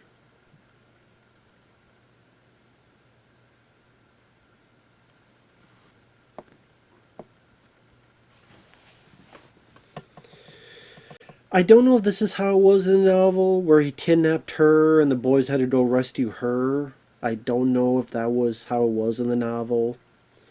Because in the original film, that's not how it was. It was they're all together. They all decide we need to do this. This is the right thing to do, which is a bit more commendable to of courage and how many people have died, went missing, and we need to go kill it. And the reason they all get together is because Jonathan Brandis gives that nice speech of, "You killed my brother, you bastard. You gotta go kill it." And his speech gets the other people to get together and know we're going to help him because of what he did to this guy's brother, and we'll go from there.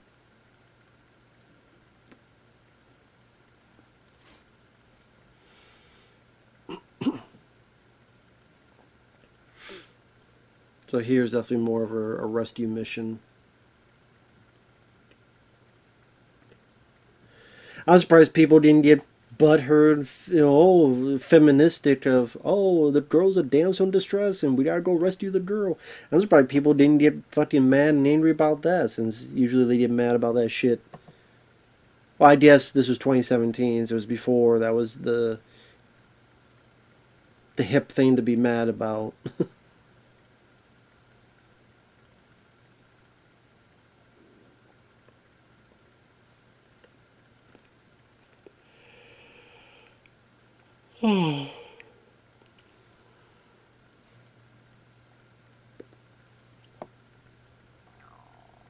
Like, what is scary about this?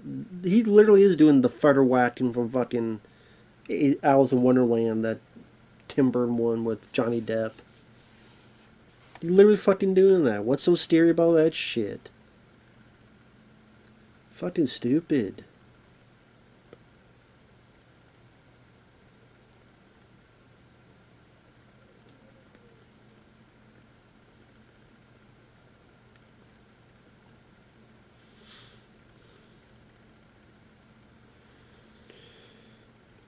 Oh, the deadlight stuff, yeah.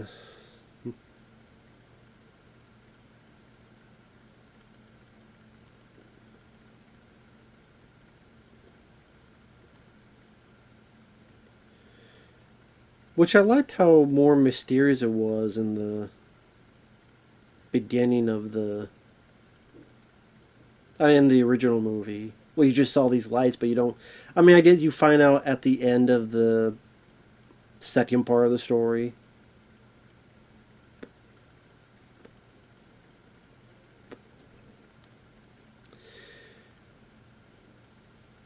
I think when I first saw this, I did wonder, like, where were the other two guys at?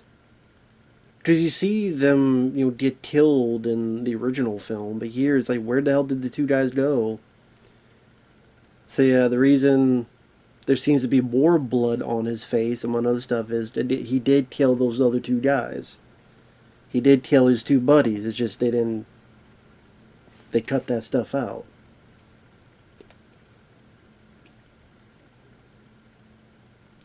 I think it would have been cool if it was Ben and Mike fighting this guy, since this guy did so much to Ben and cut into him. Or if Ben climbed back up. Well, actually, he cut the rope, but if Ben had helped out.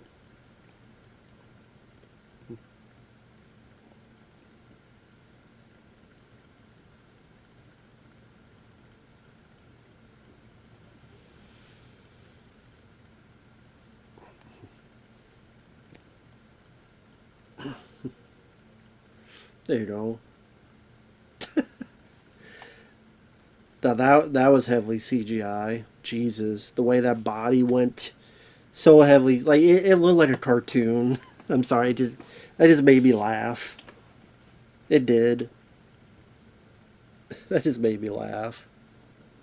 Just how cartoonish that looked. The body do do do do do. Looks so fucking CGI. God damn, man.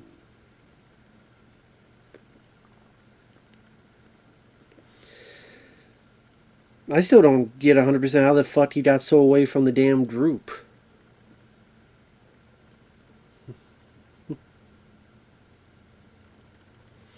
I wasn't paying the fuck attention.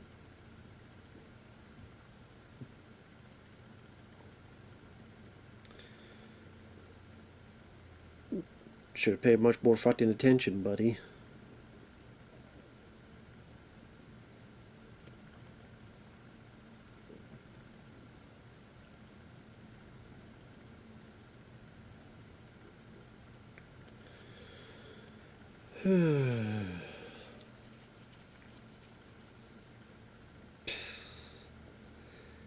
That fucking thin, weird ass lady, fucking Kalista Flockhart looking motherfucker, Ally McBeal, bitch, ain't scary. That ain't scary to me. That's not fucking scary. Goddamn. Jesus.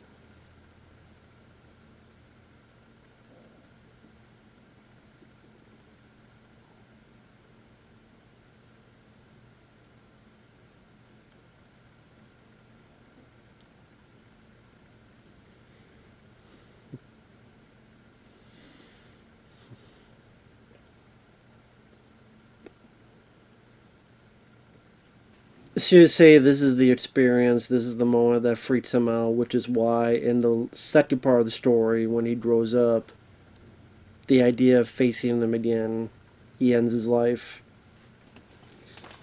Well, I think it was like this, not this, but you know.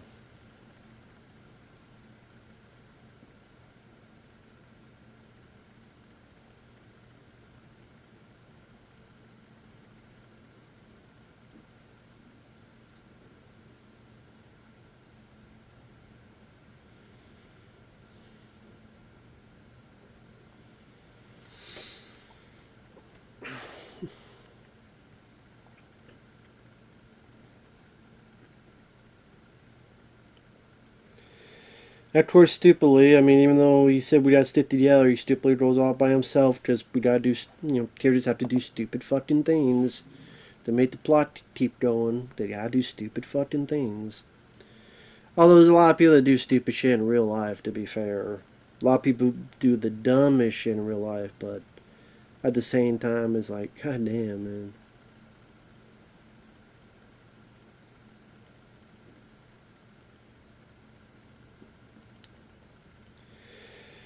Why don't you go back and get the others and get help? But fuck it.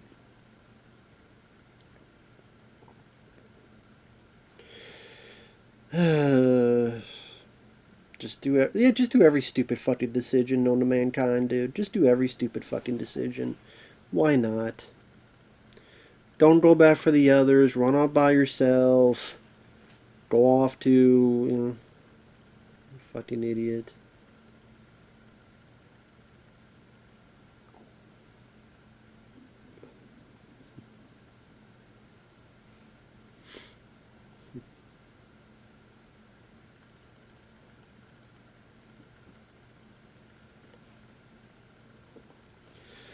We got 20 minutes left of the film.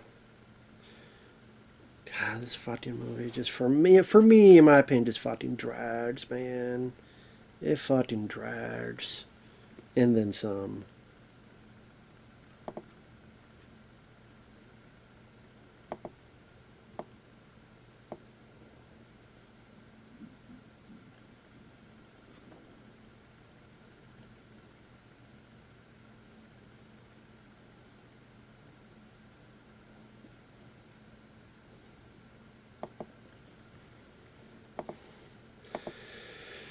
Now, when we heard the whole "we float down here," you're thinking of you float like you're in the water and you're floating, and here is like literally float in the air.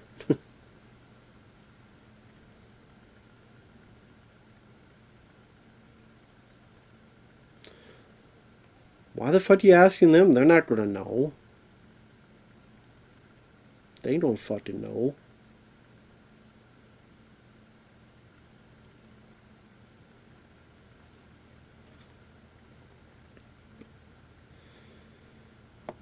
Why you assume? Well, it worked.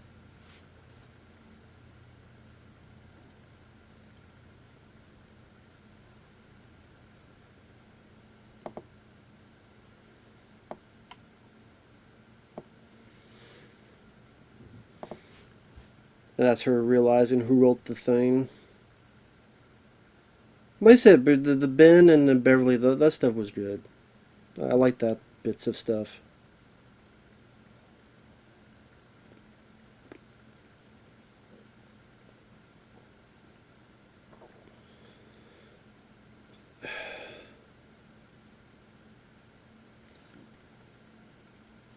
But idea is, it's him. They established it before, to be fair, that he cannot comprehend that his brother's dead. His dad tells him he doesn't want to believe it. Finn Wolfhard, his buddy, tells him he doesn't want to believe it. So he's living this lie within himself that he needs to desperately think his brother is alive because otherwise that means he failed as a big brother protecting his younger brother. So I get the sentiment. People are always doing dumb things. I said it, but I get the sentiment that they're going with. I get it.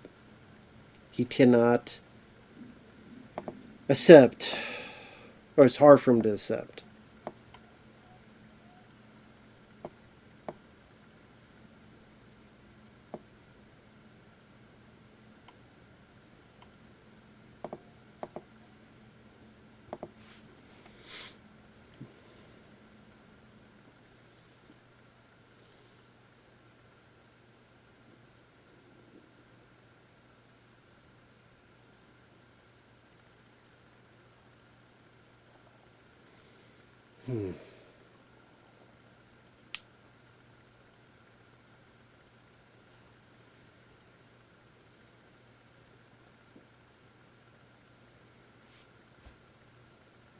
Should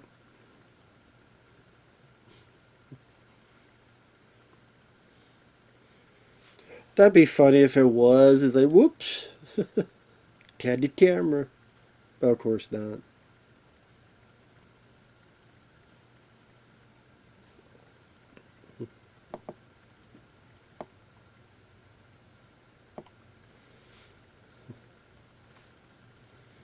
Shumadian. Well, I don't think they have that many left because he like dropped the thing accidentally. It was like hit him again.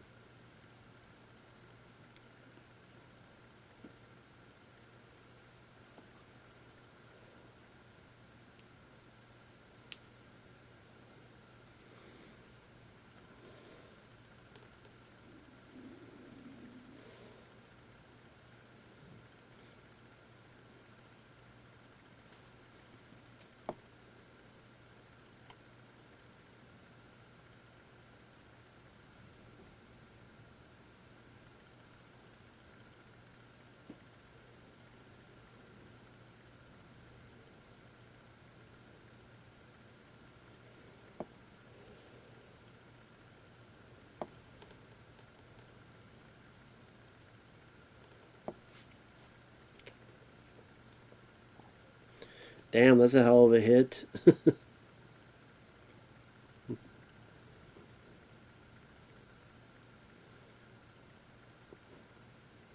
Was it biting his arm or something?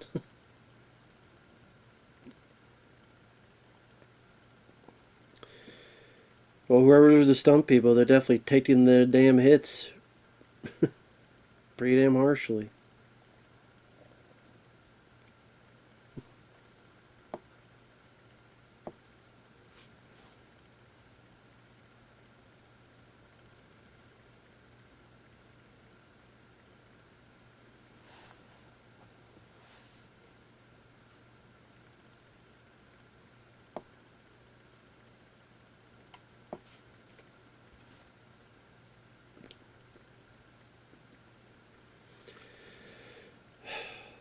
I know a lot of people like this version of Pennywise, but it's just too vaudeville, over the top, trying so hard to be scary, and I just didn't buy one goddamn bit of a second, man. I really didn't. I'm like, that reaction, oh brother, oh whatever, that type of thing. Just didn't do much for me. It really didn't.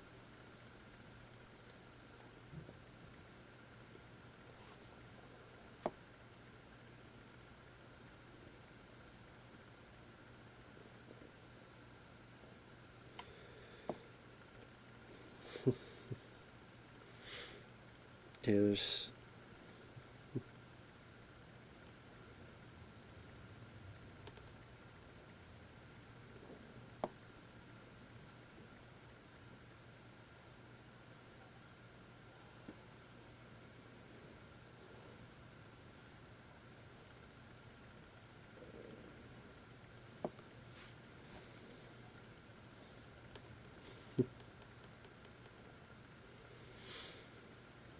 Now, this I will say is an interesting idea. Him trying to use their fears against them, like yeah, the teamwork aspect.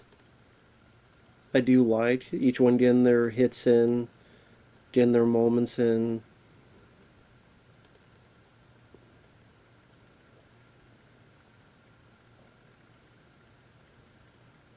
So I do like that aspect of the you really see the teamwork involved in this, them working together.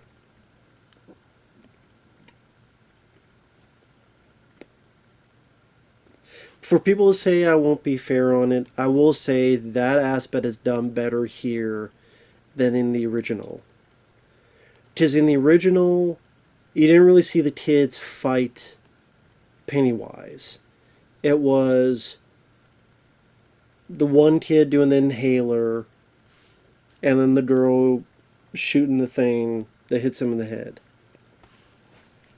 And it wasn't really a fight, it wasn't really a battle, and that's it. And most of the other kids didn't do anything. Here, they all have their moments. They all get their hits in, and you really see them working together as a group. And I will say that's one aspect that I do appreciate, that despite Skarsgård's performance, I think, being shit, honestly, I really do think it's a shitty performance. And like the overuse of CG, well, like blood flying out or stuff. I do like the aspect of the kids working together and him trying to use their fears as individually and then them helping each other out. I do like that. I think that it's actually rather effective.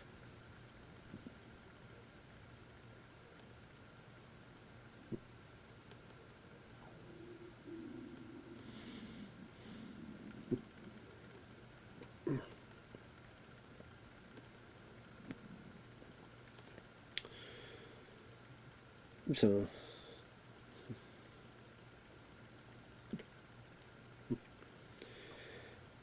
it makes for a bit more of a substantial ending to the kid part compared to the original. So I will say I do think as an ending to the kid story, that battle is better than in the 1991 because there is no battle. It's just it's very brief, almost a little bit anticlimactic, and there you go. So it's just that I think for the most part the kids and Tim Curry are better in the original. So I kind of wish they had that battle like in this. Even if he can't do all the effects of looking like the, just have them take turns hitting Pennywise, beating them, stabbing like through the stomach, and you can have the like the arrow trick where the arrow is like this, and you put it in your head so it looks like an arrow went through you. Like you could do those. You could have done those aspects, and I wish they would have done that in the 1990 film.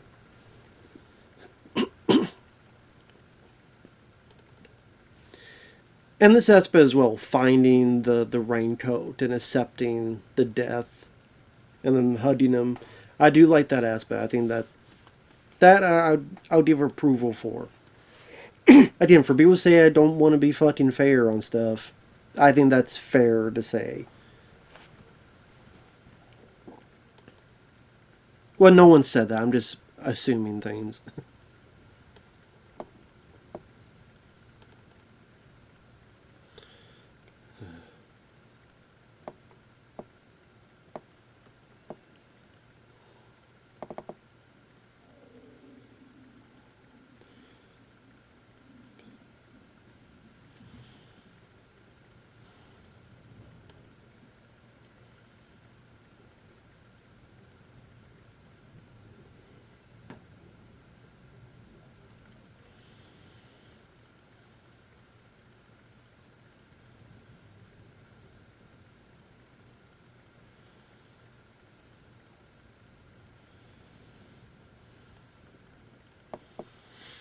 Does it do the little blood oath thing?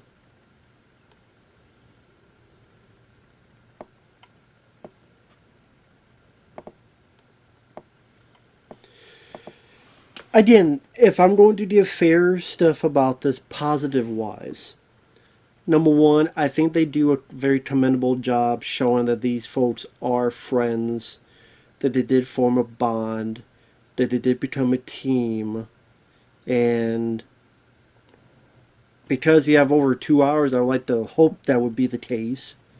To have over 2 hours just for that and that alone.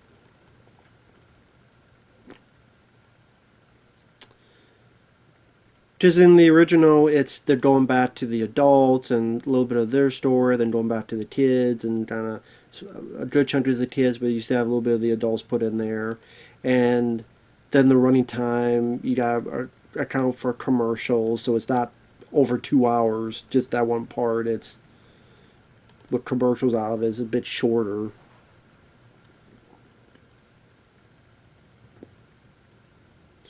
But yeah, you do get a sense of them as friends. You do get a sense of them as a team. Like I said, there's some. I think some of the actors do their jobs well.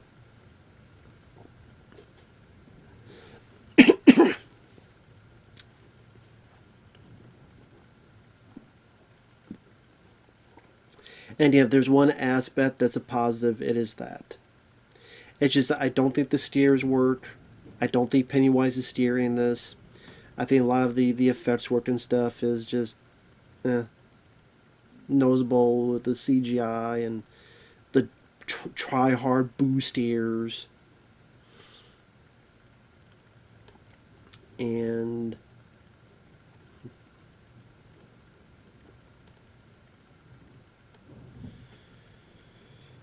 again, lack of subtlety, whether it be the music, whether it be the acting performance of Bill Skarsgård, whether it be the pushing of this jump stairs, it just overall as a film, it makes it for me a chore to sit through.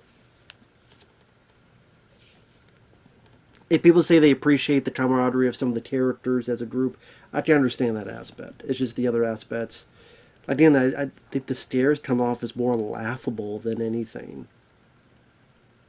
And God, this version of Pennywise is one of the more overrated horror villains of recent years.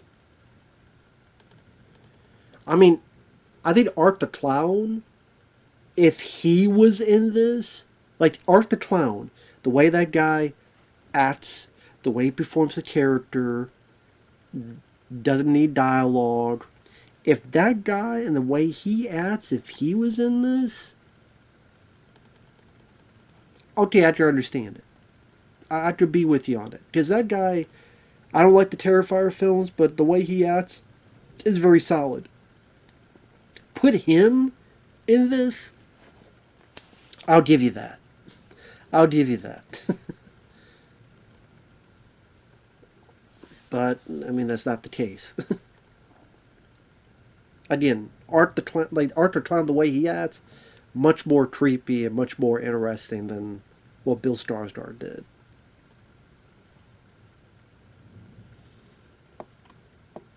And there you go. Chapter 1.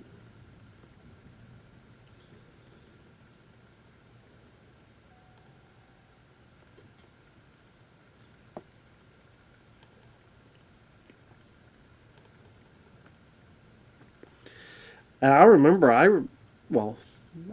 don't remember. I was going to say, I remember less of the sequel. I remember less of the second one, Chapter 2, other than that fucking ending where they're going back and forth, yelling at the clown and just giving him insults. And the more insults they give, he just becomes more and more of a baby. I'm like, what the fuck is this shit?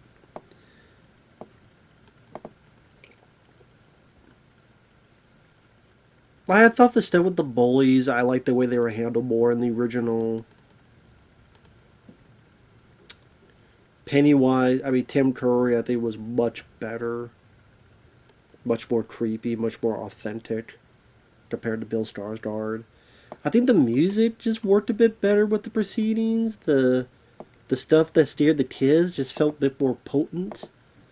And again, because you don't have this CGI that just, it feels just so damn over the top and shit. Other than that, I mean, like I said, I'll give it to the battle being more of an actual battle. I'll give you that. You do get a sense of the camaraderie between the characters. I do give you that.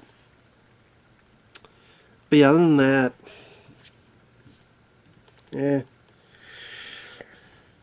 take that for what you will. So with that said, thanks once again, Jonathan, for the request. I know I have a few other requests to get to for him. About 3 more reviews. I'll get to those as soon as I possibly can. And with that said, thanks for watching. Take care. We'll see you guys later. Bye-bye for now. Later.